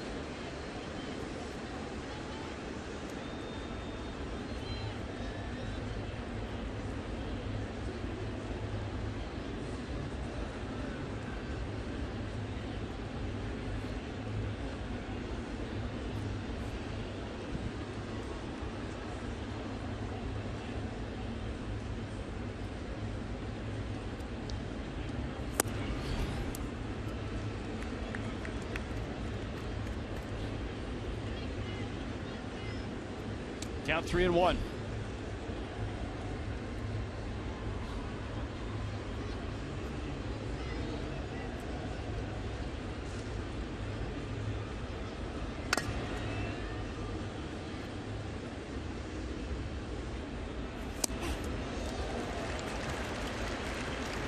Full count. Tell you what, not expecting a changeup was Brian Pena on a 3-1 pitch.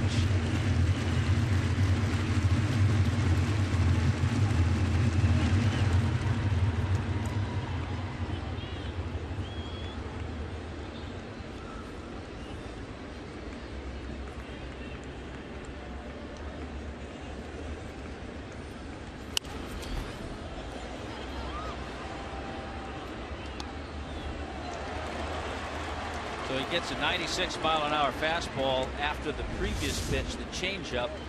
Look at his reaction. Yeah, okay. Throw me a 3-1 change.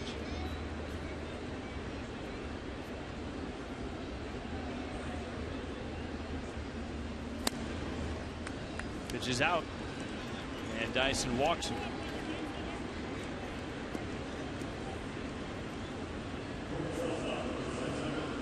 And here is Suarez, who did some damage in the second inning against Adam Conley.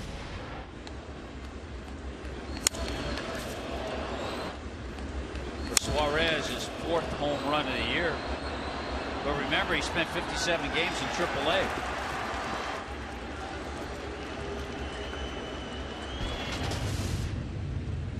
He's not going to take Zach Cozart's job, who is a young shortstop, superb defender, and a blossoming bat, so to speak. He'll be back next year. But, you know, if Suarez shows that he can hit up here, they'll find a place for him. Yeah, well, he's not going to take Brandon Phillips' job or Todd Frazier's, but he can always be that fill-in guy.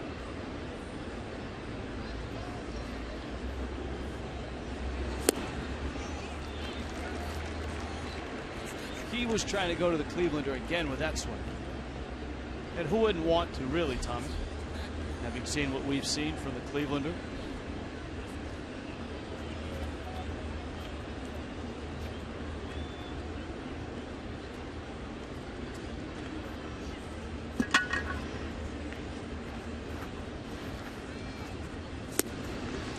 Dyson gets a couple strikes. It's 0-2. That Mets game is now 4-2. Metropolitans in support of Matt Harvey. Matt Harvey helped his own cause. Hit a home run. 2-run shot. Lucas Duda has hit his 12th. Ruben Tejada has homered. That one fouled out of play. David Peralta, 2-run homer. The 2 runs for the Diamondbacks, Braves, and Rockies. Ball jumping out of Citi Field. Yeah, Braves and Rockies are 2-2. Cargo has homered. His 13th.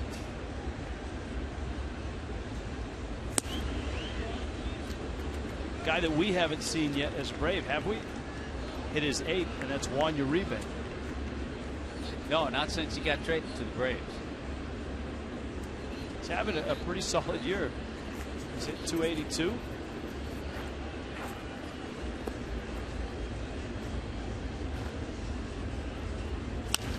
The other guy that has really helped the Braves out at the top of their order, Cameron Maybin, coming over from the Padres in that trade. I want to say it was the day before opening day. Maybin showed up here with the Braves all of a sudden from the Padres. He's hitting 291.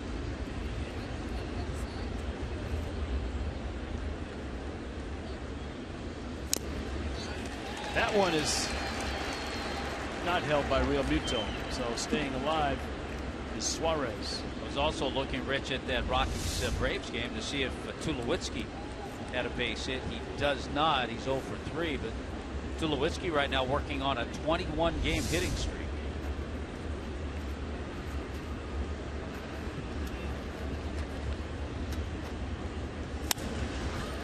Liner to left. Yelich dives, doesn't catch it. It's a trap, but he gets the out at second.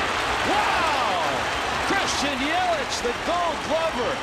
2 terrific plays in the ball game.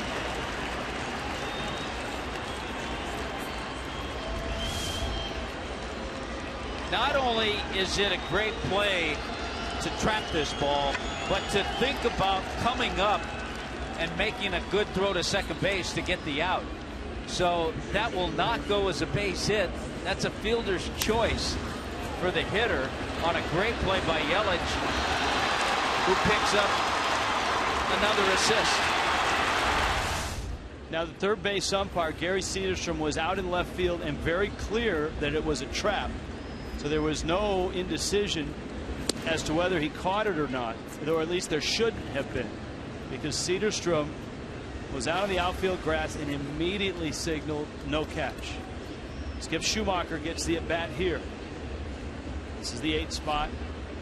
The Reds have their pitcher in the 8th spot today. Hit hard into right field. There's a base hit. Schumacher delivers a run. How big is that Yelich play right now?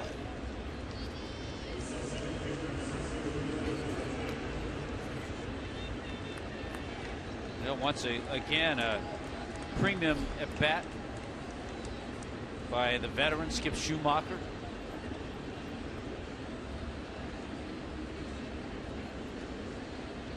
Chuck Hernandez out to talk to Sam Dyson.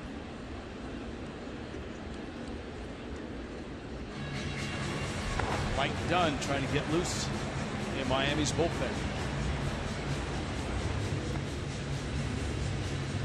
Boy, for Skip Schumacher, that's his 11th pinch hit of the year.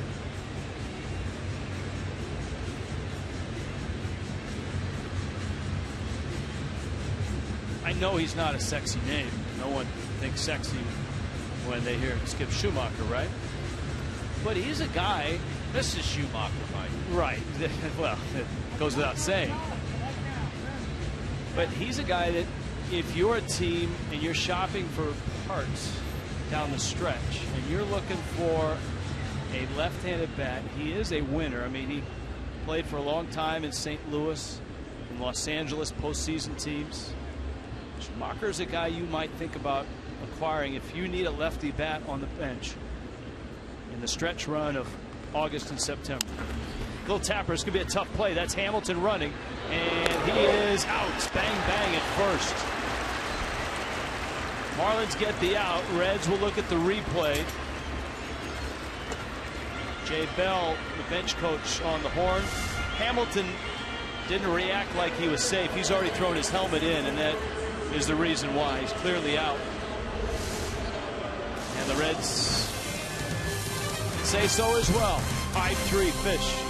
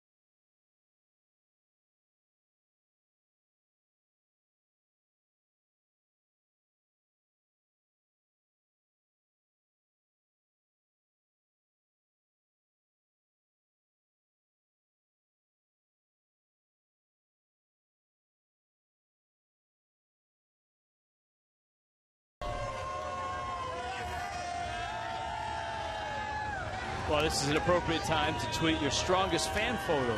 FL Data Strong Fan. You just might see yourself in an upcoming telecast. It's brought to you by T-Mobile.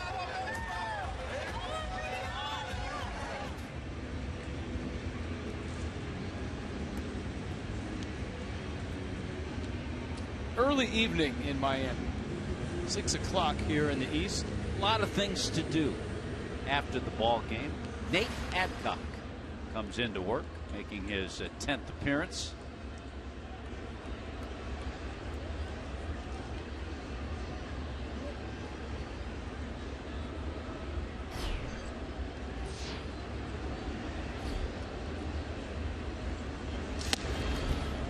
JT Realmuto up first. He singled last inning, big inning. Miami had 10 come to the plate. 5 of them score. A homer by Cole Gillespie opened it. Another big hit by Casey McGee, a 2-run single. Frazier has it and gets the out. Adcock takes over for Bert Badenhop, who relieved Raisel Iglesias in that 5th inning. There have been too many times that the Marlins have had that opportunity and batted around. So it was good to see the 5-run, 6-hit outburst in that 5th inning. The home run from Gillespie and the key base hit, that 2-out bases loaded single, driving in 2 by Casey McGee. Yelich with an RBI base hit. D. Gordon, beautiful bunt RBI single.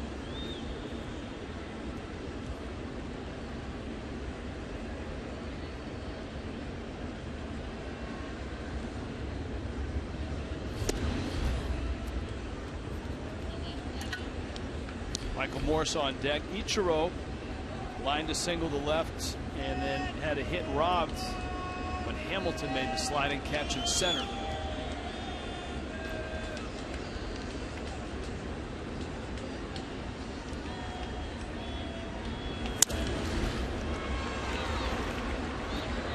Suarez throws out Ichiro. And Adcock, 27-year-old, has got 2 outs.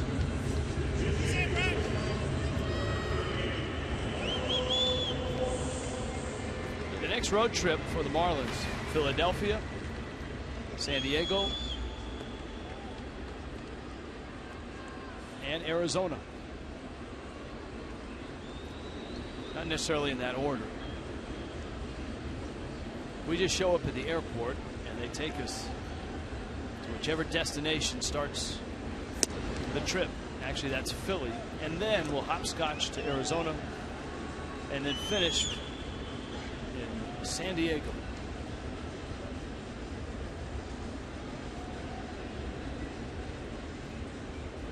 Morse pinch hitting here.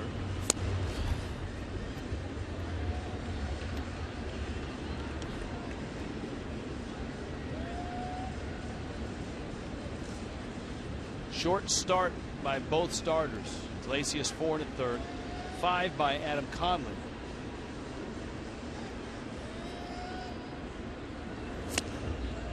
And while it's nice to have a bench, both managers are having to use those benches to pinch hit between now and the 9th as their pitcher spot comes up. And you have to remember the Marlins again with a short bench, with the addition of Adam Conley. Jordani Valdespin was subtracted. Yes, he was designated for assignment, essentially sent down. If someone wants him now, they can claim him in the next few days. Conley is in line for the win.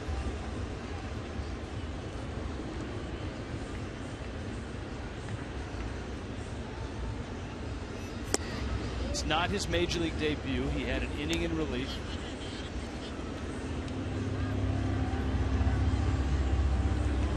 But a chance for his first major league win in his first major league start.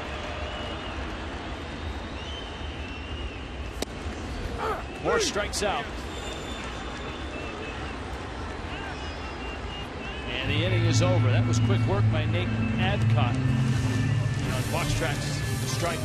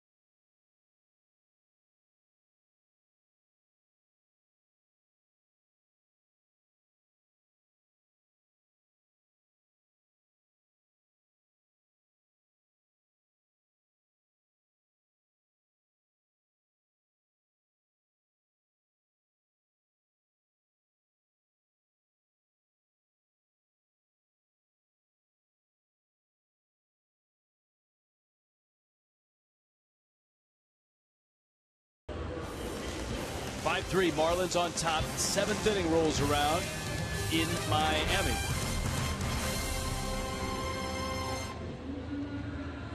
Evening getting closer to us. Mike Dunn now for the Marlins. He takes over for Sam Dyson. Touch for a run in the 6th was Dyson. Top of the order coming up to face Dunn. An important inning because you have the feeling that if Mike Dunn gets through this 7th, then it's set up for Carter Capps in the 8th and A.J. Ramos. In a perfect world. That's how you think things out if you're a manager in a perfect world. I thought your perfect world was the Cleveland. That's after the game, Rich. After the game. Ain't no living in a perfect world. Brandon Phillips now 1 for 3. Joey Votto and Todd Frazier will follow. It's been an active group 1 through 4 in the Reds order in the ball game. Phillips singled in the 5th.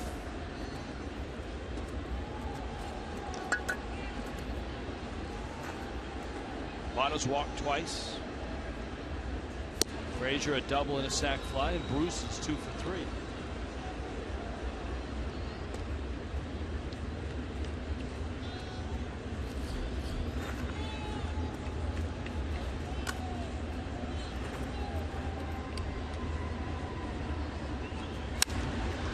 Center field, Gillespie makes the catch.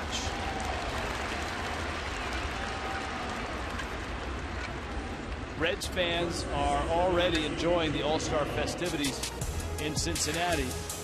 And on Tuesday night, the game begins. Coverage starts at 7 Eastern on Fox. 4 Pacific. That's this Tuesday, July 14th, 86th All-Star game.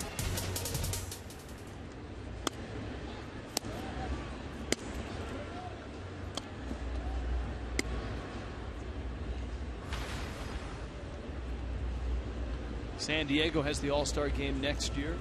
Miami in 2017. Washington, D.C. 2018.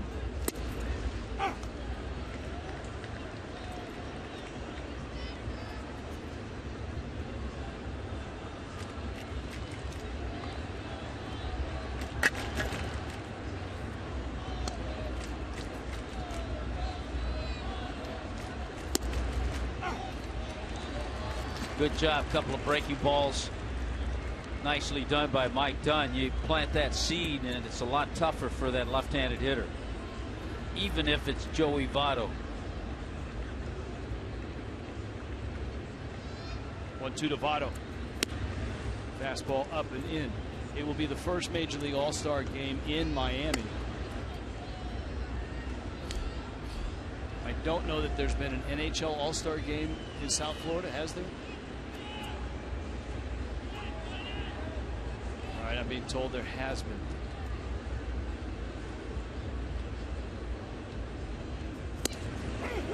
There goes Joey Votto.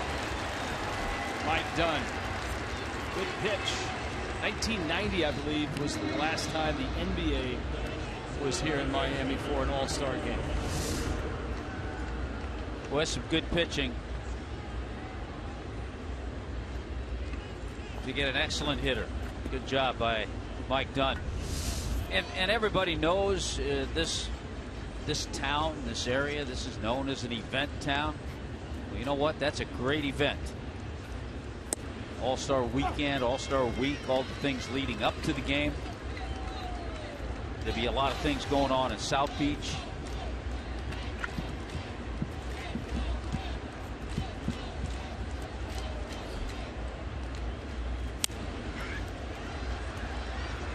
With the schedule of events, the host team is always out of town going into the break, much like the Reds are here. We got the Futures game, celebrity softball game, Rosie Reds debutante ball. You know, I was going to ask you about that, Rich. You'll have to wait on this. D. Gordon makes the catch. But Todd Frazier pops out. Nice inning by Mike Dunn. I will. 5-3 Fish.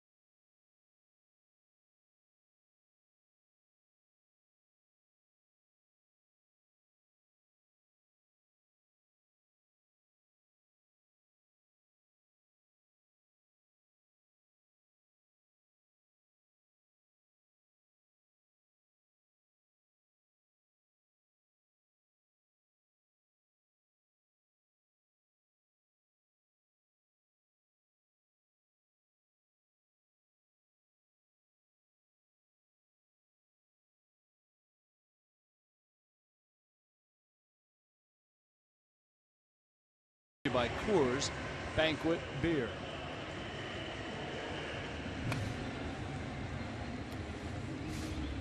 This date, '88, Trevor Hoffman, former shortstop at Arizona, former Marlin briefly, saves the Padres 4-1 win over Glenn Hoffman's Dodgers. His brother. First time brothers had faced each other as player and as manager. Interim manager Glenn Hoffman, right? I believe so. Took over for Bill Russell, maybe? Yeah, I believe he was interim with the Dodgers. Manny Parra is not interim. No, he's good. He's in for this 7th inning. So the question I had to you, Rich, with your infatuation every time we go to Cincinnati. It's a strong word. What will the duties be for Rosie Red during the All-Star week? Well, I got this from Tom Brannaman. Informed us. Rosie Red will be intricately involved in just about everything, Tommy Hutton. From the red carpet parade to the celebrity softball game. She'll be front and center. Had her cleats shined and buffed. Ready for the week.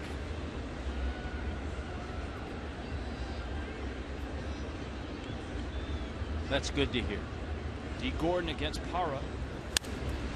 Hey, Parra might be interim. He's one of the guys that teams have on their radar. There's a lot of scouts here this weekend to see the Marlins and the Reds. You brought up a good point, and it is so true. With all the scouts following teams leading up to the trading deadline, everybody thinks of the big name players, the big hitter, the frontline pitcher. But many times that trade is made or a move is made, ball hit well. And D. Gordon beats it. 3 base hits. How about another 3-hit game for D. Gordon? Boy, what great hustle and that extra gear. Gordon may have hurt himself. This is not good news. D. Gordon is coming off the field. And let's hope it's not a finger. Left hand. Left thumb. He knew it right away, and He's 3 days away from the All-Star game. The Marlins already have Giancarlo Stanton in the starting lineup but unable to play. And there goes Gordon. Wow, that is a gut punch. Just not a good sign as you watched his reactions. Remember Lenny Harris, we captured when he was mic'd up talking about fingers up. It's easier said than done, especially when you're hustling for a hit like that. So Gordon has a hit and he leaves the game. We'll get you a report as soon as we can.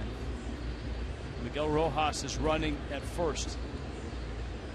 D. Gordon's 15th 3-hit game this year. Yelich, an RBI hit, is lined out and was out trying to bunt for a hit.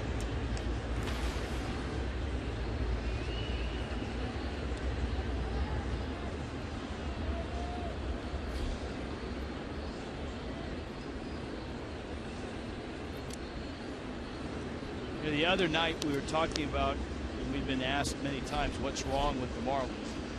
And the Fish had just had that awful night in Boston where they threw the ball around. That series in Boston where 8 of the 10 runs they gave up were unearned. It was not a good defensive series. And so you hear words like focus and intensity, and it's spread out among 25 guys. But you know, you watch D. Gordon go about his business day in and day out this year, and there's no problem with his intensity or his focus. He's every inning grinding, playing hard. Went back to the screen. And you have others who do the same thing. They just have a different way of going about it. A Christian Yelich goes about his business. A Danny Echeverria goes about his business on both sides, defense and offense.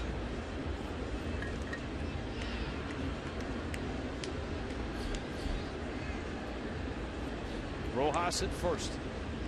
2-1 from Parra. Yelich takes. And for the guys who will not be going to the All-Star game, it's a tremendous break and a needed break with the travel schedule. Not only the Marlins have, every team has it.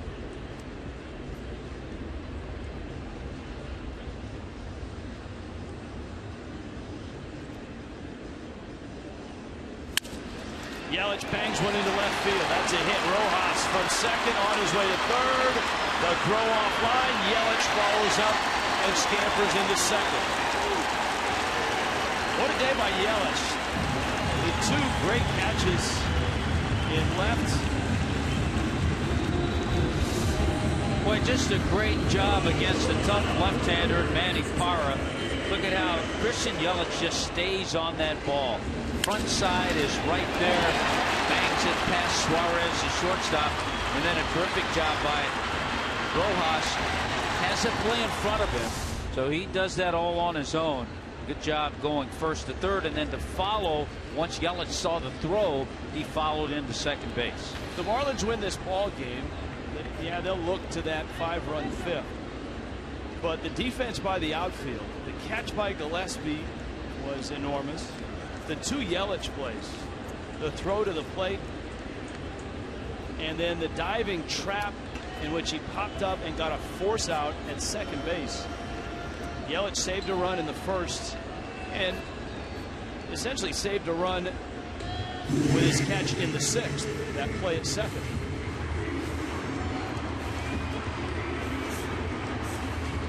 He's also knocked in a run. So if this were hockey, his plus minus would be sky high.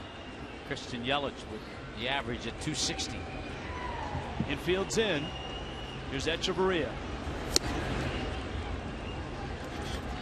Some would say, well, 260, not that high.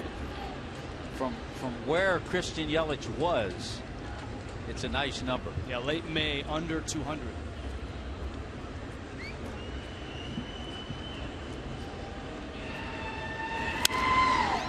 Echeverria dumps it center field. Hamilton can't get it. A A run will score. 6-3. And if Billy Hamilton can't get it, no one can.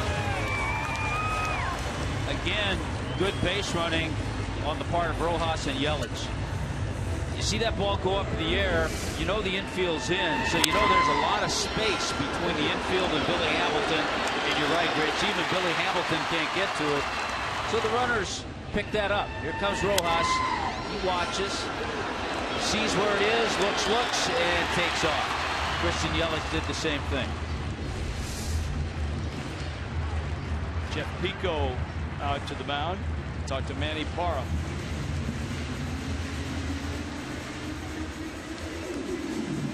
Manny Parra has gotten a lot of outs this year, but he doesn't have one here in the bottom of the seventh.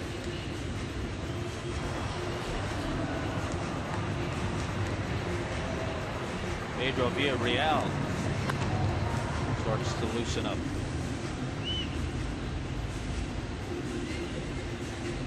Parra is the third reliever for the Reds. For Badenhop, Nate Adcock, and now Parra.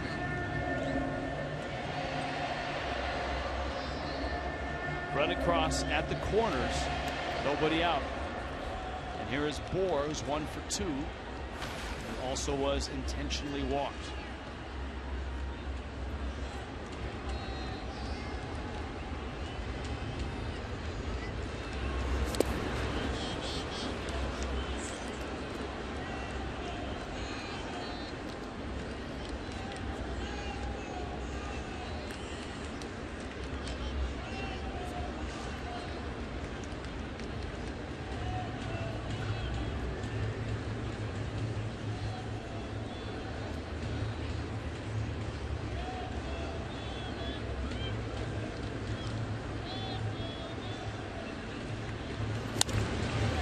Down the right field line. That's in there for a hit and extra bases. Look at Echeverria run. He will score easily. Man, he was flying around second and third. Ford delivers 2 with a double.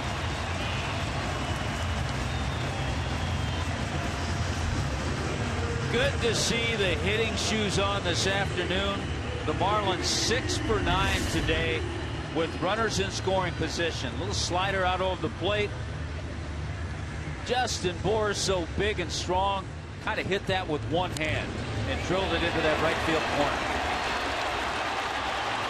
He was thinking about 3 right about here.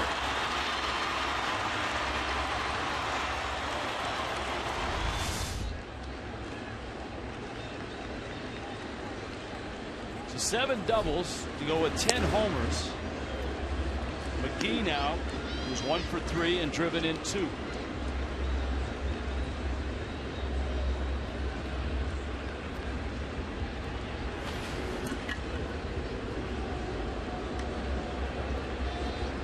Bohr's at second. Rich, you and I talked about this before the game. We were really surprised when we heard this. Casey McGee, the 8th player to play third base this year. First half of the season, 8th player to play third base. McGee, that's into center field. Another hit, but not an RBI. Bohr is held at third base.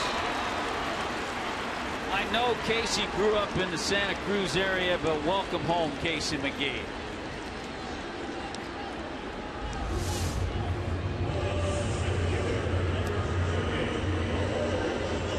He's revitalized, he feels good, and he's had some good swings.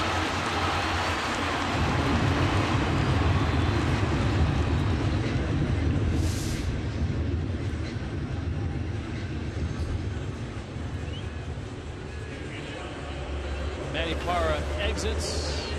Pedro Villarreal coming in. Kendall Toyota called to the pen.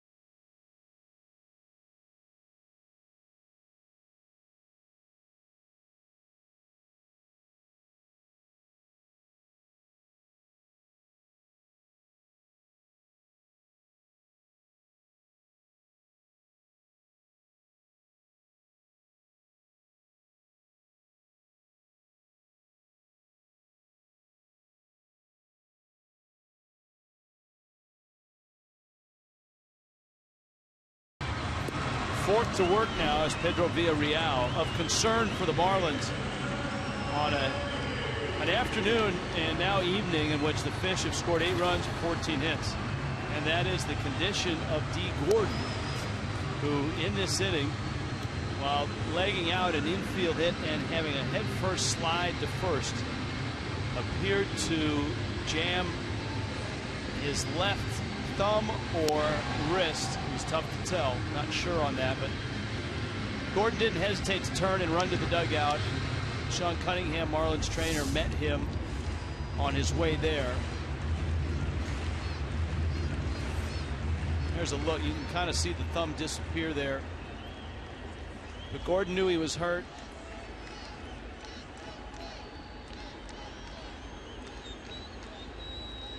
Boy, it just didn't like the reaction of D and how he knew something was wrong right away. So Parra faced 5 batters. All 5 batters got hits. Last time the Marlins scored as many as 8 runs was that 12-2 game here against the Yankees. McGee and Bohr on the corners. Villarreal, big right-hander. And Gillespie sprays a hit into right field. Tell you what, Cole Gillespie is making the most of his time here in Miami. I know there are guys that are injured. Marcell Ozuna's down in AAA trying to find his swing. We talked about opportunity, and you can look at it that, yeah, the Marlins aren't with their full complement of players, but you got guys that are getting an opportunity, and Gillespie is taking advantage of it. Boy, he sure is. Defensively, offensively, 15 hits. Marlins also had 16 hits in that game against the Yankees. So it's been a while.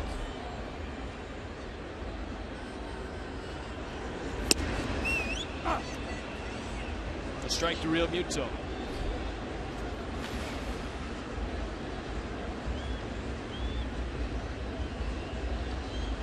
There's nobody out. The Marlins have opened this inning with 6 consecutive hits.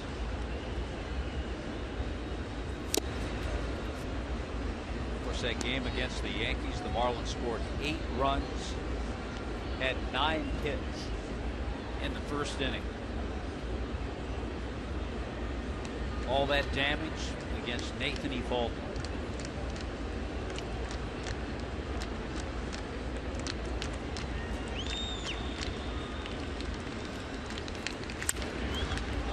Into the bat, and that's going to be foul.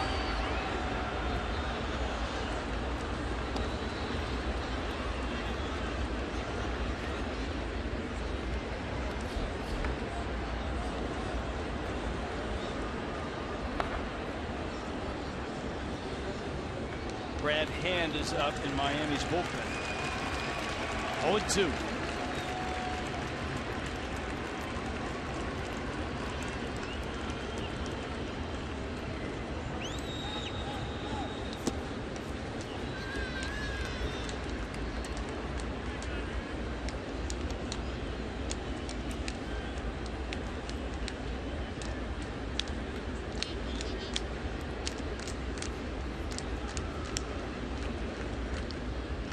Dislocated left thumb is the word we're getting from D. Gordon.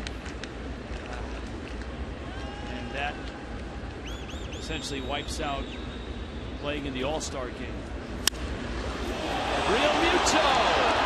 Real deep! And gone!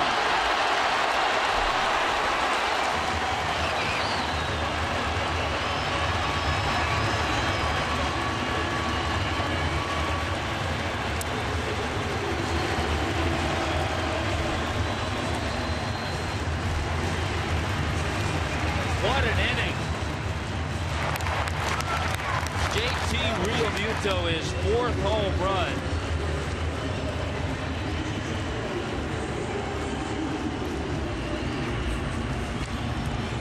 Wow.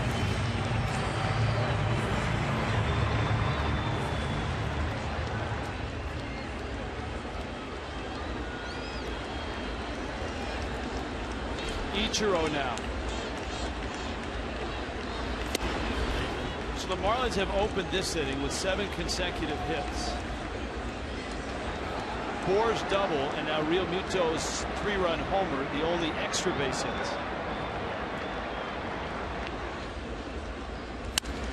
Ichiro in the left field. Get in on the fun, Ichiro. 2 for 4 is Ichiro. That is 8 consecutive hits.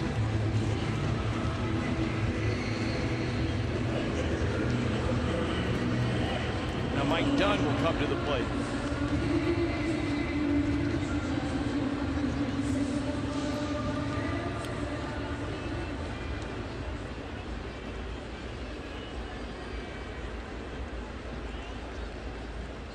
Mike Dunn is 0 for 4 in his major league career.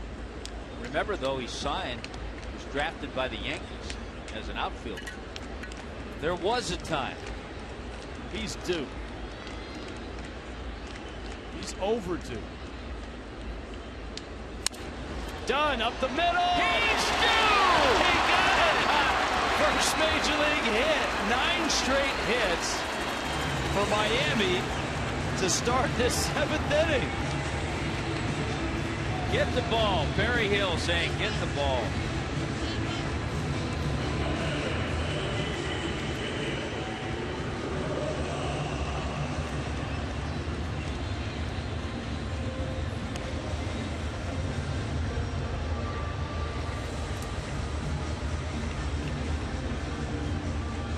Chuck Hernandez got the baseball.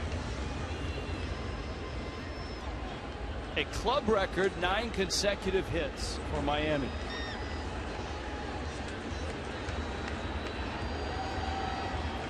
This is the second time Miami has batted around in the last 2 innings.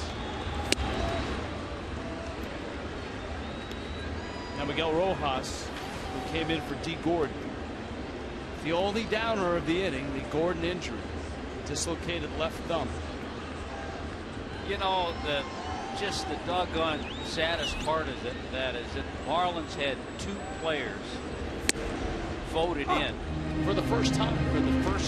To start the All-Star game, and neither will be able to participate. You know, you hope that for Gordon, Giancarlo, that they would go. At least be introduced. Out there, Phillips turn, safe there. Ichiro at third, and Rojas now at first. Dunn out. Nice slide at second base there, Michael Dunn. He has baseball skills. Here's the welcoming party.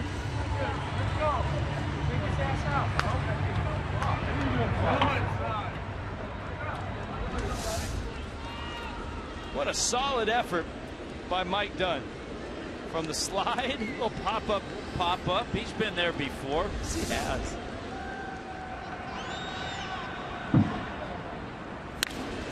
Yelich has another line drive hit. Wow. This is something, really.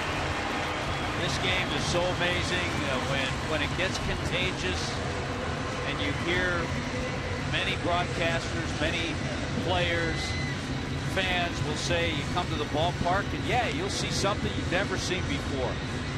And we're seeing it here. 10 hits in the last 11 at bats. How about if you go back just to the 5th inning, the last 3 innings for the Marlins?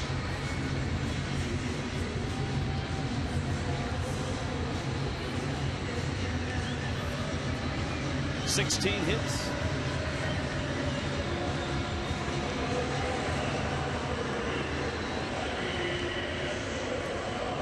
This was a tight game at one point.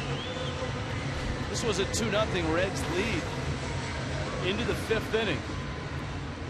And 2 innings later,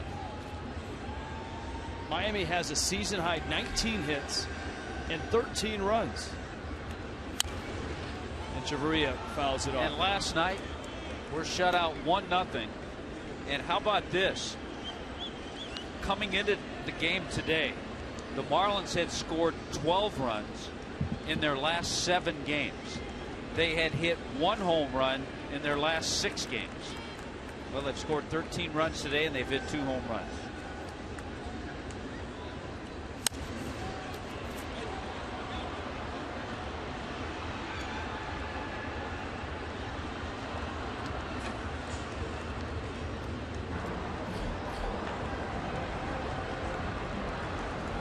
Carlos Contreras, Cincinnati's bullpen. And while all this is going on, Adam Conley is saying, all right, I think I feel pretty good about getting my first major league win now. It's amazing when you start thinking about all the little stories going on within this game. Most of them good. And then the D. Gordon story not so good. Yeah, one of them really bad. You just joined us. D. Gordon left with a dislocated left thumb at the start of this, a record-setting inning. 8 runs, 10 hits in the inning. Echeverria strikes out. Here comes Bohr. Bohr doubled earlier in the inning.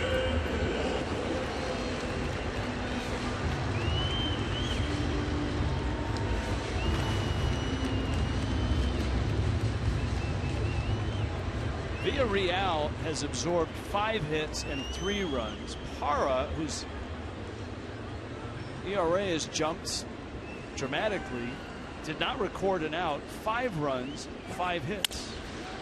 Bohr's bouncer out to short. Suarez to first in time to get the out, but Miami scores 8 runs. A record 9 straight hits. One of those, JT Realmuto on his bobblehead night in Jacksonville. Appropriate.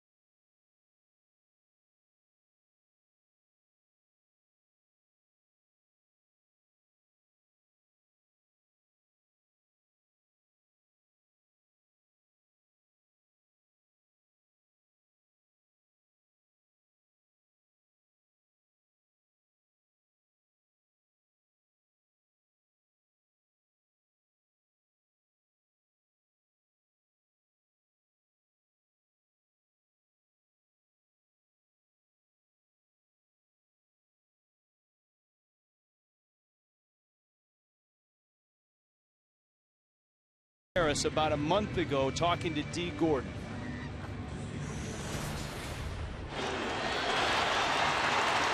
You better start sliding with them palms up. Leaving your fingers down like that. You better grab that bag like this. Just like this. You got to hit that bag like that and grab on. When you come in there like that, you're going to dislocate one of them fingers, and you're going to have to hit it like that, and then I put it. Right. Today, D. Gordon dislocated his left thumb. Now, look, it's easier to say it than to do it. And in a bang-bang play, this game is not played in slow motion. And especially with D. Gordon, it's in rapid speed. The other thing, too, Rich, you're always taught run straight through the bag, but so many times you'll see that head-first slide. It's an instinctive move. A play that a guy who has speed, such as D. Gordon, will try when he has that infield base hit on the line. Brad Hand is in as well for a runner in that play where the pitcher is late in covering. the instinct, and sometimes it's effective, is for the runner to slide so that the pitcher can't reach over and tag him. Miguel Rojas, who came in to run for D, stays in the game. He's at second base.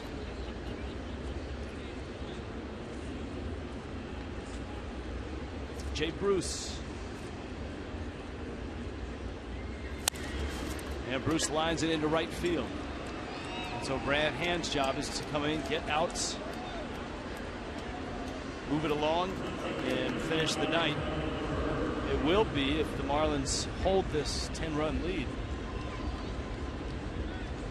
The first major league win for Adam Conley in his first major league start.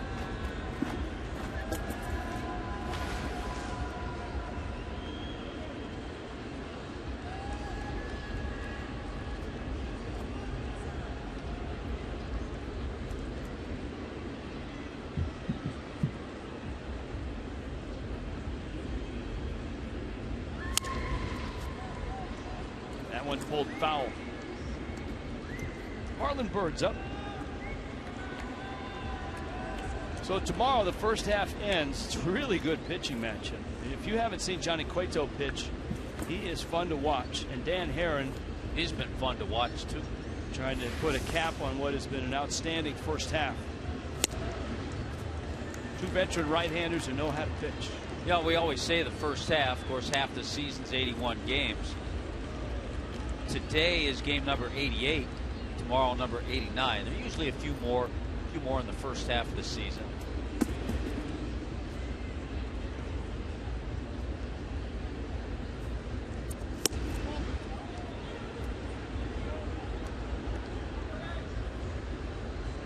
So there will be 90 games in the first half. Is that what you're saying?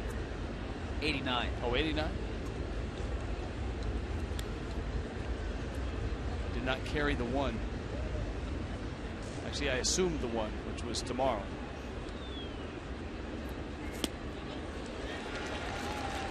Spoken like a man that already has printed his second half scorebook, which I'm assuming once again that you have. Well, I do that way back in like February.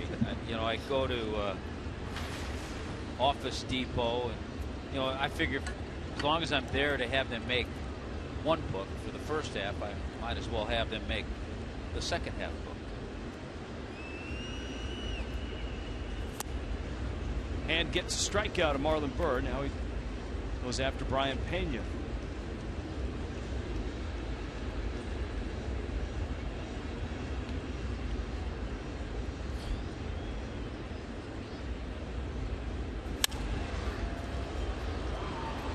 In the air, right center field. Gillespie makes the catch.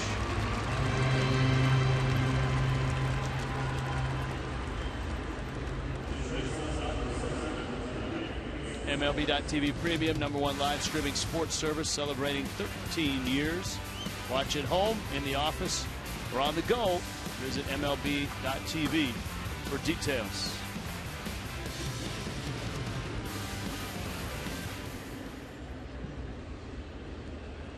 All right, with D. Gordon's dislocated thumb, Giancarlo Stanton and now D. Gordon with injuries that seemingly will prevent them from playing in the All-Star game. There's no Marlin that will be in uniform. There is no rule that says if a player is voted in or named and then injured and can't perform, that Major League Baseball has to fill out a roster spot with a Marlin. Remember that happened a few years ago when Stanton was hurt. That one's fouled back. However, the Marlins do have a guy that is worthy of consideration for sure. And Jennings the last couple of weeks has talked an awful lot about A.J. Ramos and his candidacy. You know, a lot of it depends on what the National League feels they need with the absence of an infielder in D. Gordon. Would that replacement be an infielder or an A.J. Ramos? And we also don't know, haven't really heard yet, not sure if Giancarlo will be attending any of the festivities during the All-Star game. Well, Danny Echeverria's had a real nice first half. hands, may have deflected it a bit. Etch gets the out, and the inning is over here in the 8th. Miami up 13-3.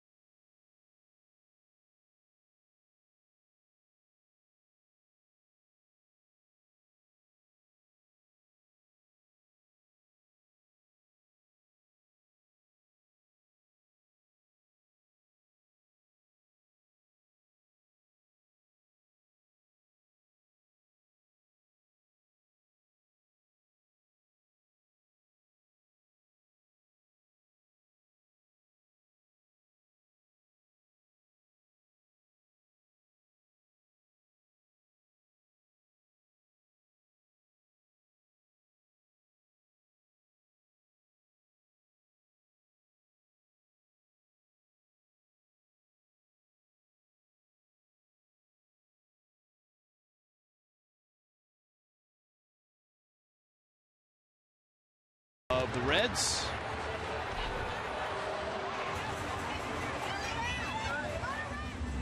Cincinnati going to their bullpen once again.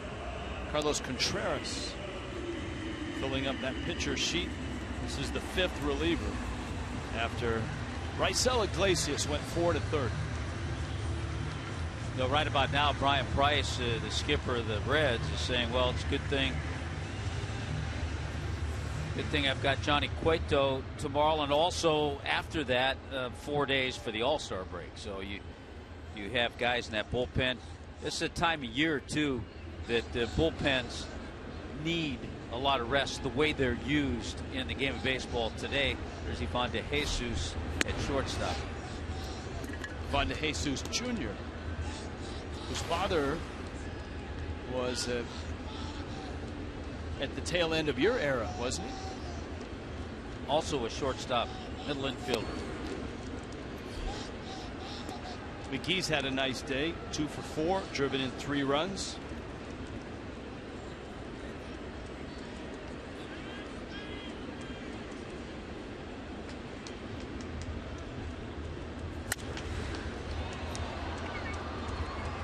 To right, Jay Bruce is there.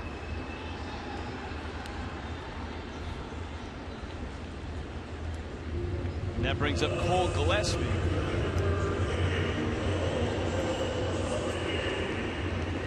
Everybody's had a nice day, it seems like. Christian Yelich has 3 hits. Dee Gordon got his 3rd hit on that injury at first base. 7 of the starting 8 players have 2 hits or more. Echeverria has a hit. Etch is 1 for 5. Dee Gordon with 3. Yelich has 3. Bohr, McGee, Gillespie, Real Muto, Ichiro, all with 2. And you know what? That's a fair ball. That's another base hit. Gillespie's got extra bases. Again. A home run, a single, and a double. I was just going to say, don't forget about the pinch hit base hit by Derek Dietrich that helped get things going back in that 5th inning.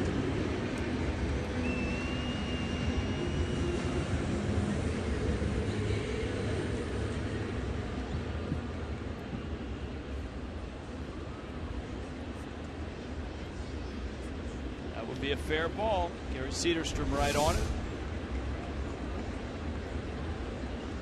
Gillespie not only is getting hits, but he's getting hits that do damage. He's got 5 doubles now. Real Muto, right center, have a day. JT thinking 3, settles for 2. I think under other circumstances he would have continued on to third base, but a clearer head prevailed for JT. 12th double of the year. How about the Marlins have back-to-back hitters in Gillespie and Real Muto. They each have 3 hits, a single, a double, and a home run. 21 hits.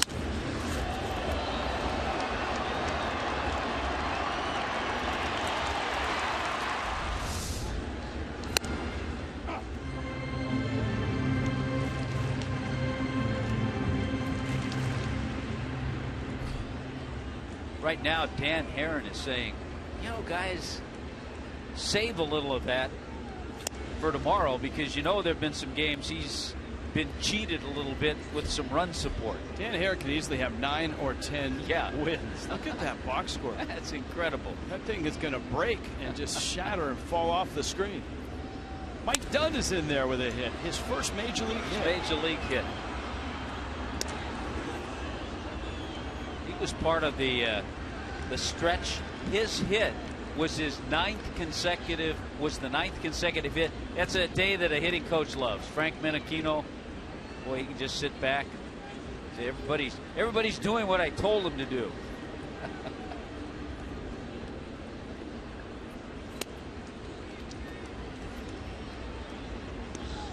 Ichiro takes out. 2 for 4 is Ichiro. He could easily have 3 hits. Remember, he was robbed by Hamilton on a sliding catch in center field.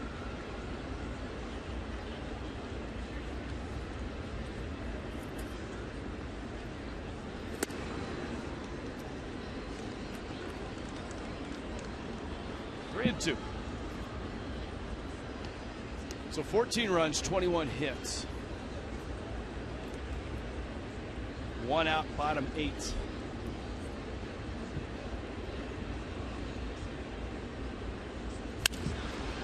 Ichiro lines it left field. Bird is there.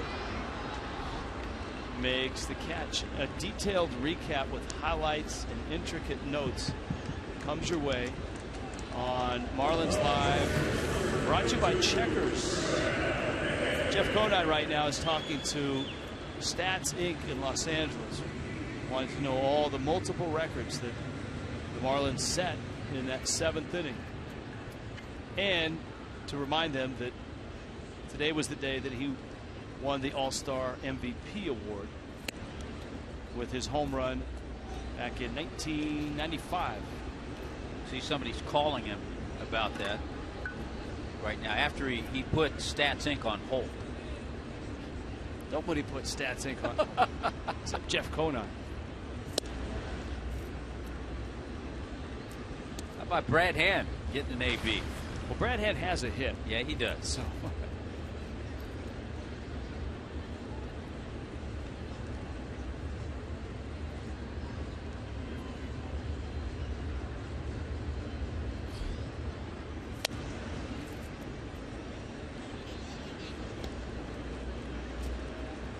Brad Hand's about to walk. Rebuto, 3-run homer, RBI double.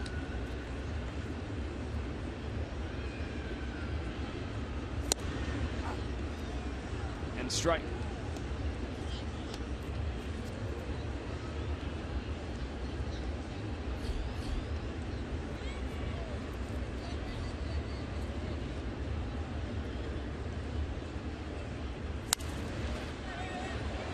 With a mighty rip.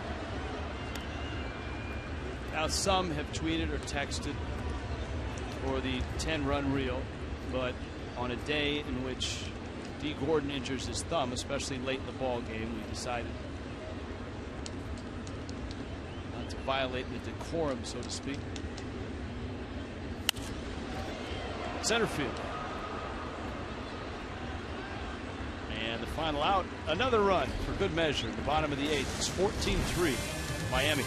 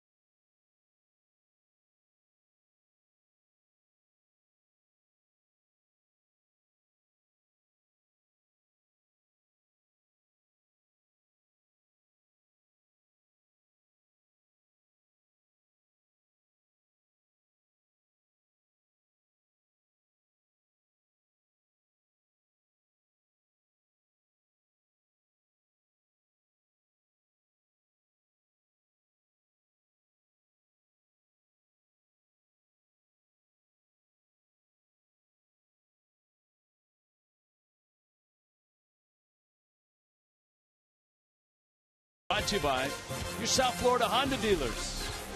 By Florida Coast Equipment, Florida's largest Kubota dealer. Visit us, FloridaCoastEQ.com.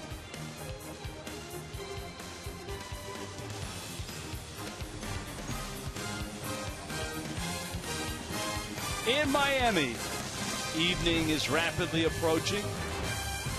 Marlins Park, good thing the rolling windows are shut tight. Containing all the hits, the Marlins with a record-setting 7th inning, 9 consecutive hits, a team record, 8 runs in that inning. Cole Gillespie, among many Marlins enjoying the day, 3 hits, homer, double, single, 2 RBI. Justin Bour, a couple hits. JT Realmuto, 3-run homer, RBI double. Christian Yelich, 2 Gold Glove plays in left. Threw a runner out at home and had a great sliding catch and throw. Ichiro, 2 hits. Casey McGee's driven in 3 runs. Yeah, Realmuto with 4 RBIs. Has his average over 250. But the dark cloud here over the Marlins today is the injury to D. Gordon. Sliding into first, trying to leg out an infield hit, and head first slide. He dislocated his left thumb.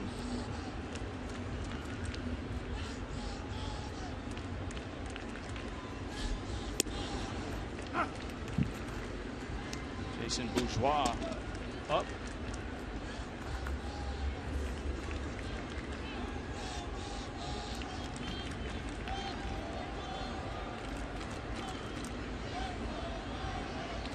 No relation to Peter Borges. Different spelling. Bourgeois.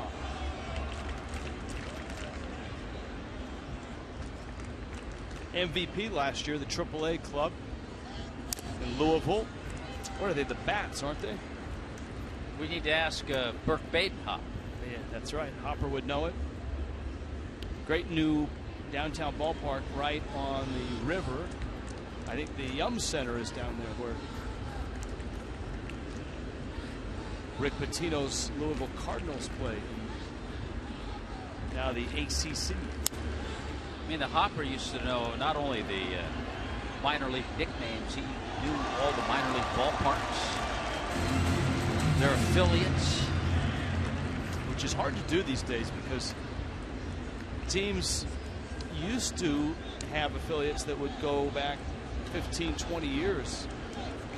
And now it seems like teams hopscotch a lot. The Marlins have been fortunate in their relationship with Jacksonville, Jupiter. Been in New Orleans for a while now. That's very handy travel-wise. Greensboro. Batavia. Of course, Jack McKeon holds that one together. Batavia relatively new, isn't it? 2-2.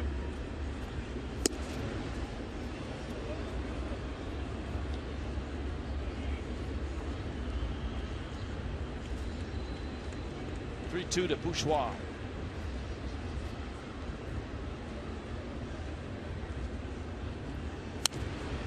Well, to show you how things can change for a relief pitcher, Manny Parra entered the game with an earned run average of 165.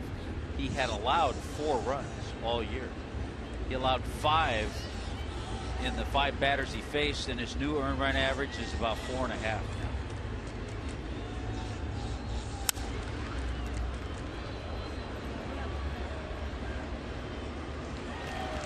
Gillespie calls that one in. Bourgeois is out number 1.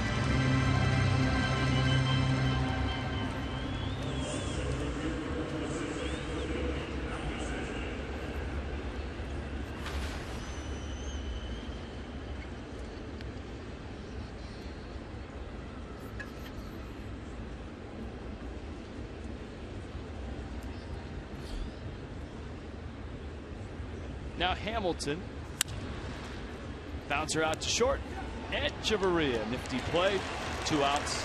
And of course, it all goes back to the starter here, too. All the runs, 14 runs, 21 hits. Adam Conley will be able to say, when he retires and he has grandkids on his knee, in my first major league start, it was a tight ball game. It went back and forth, which it actually did while he was in. And then the Marlins busted out in the 5th and in the 7th, scoring 5 times in the 5th, 8 times in the 7th, adding 1 in the 8th. Conley resting comfortably. To short, Echeverria. Ball game. Miami wins it and wins it big.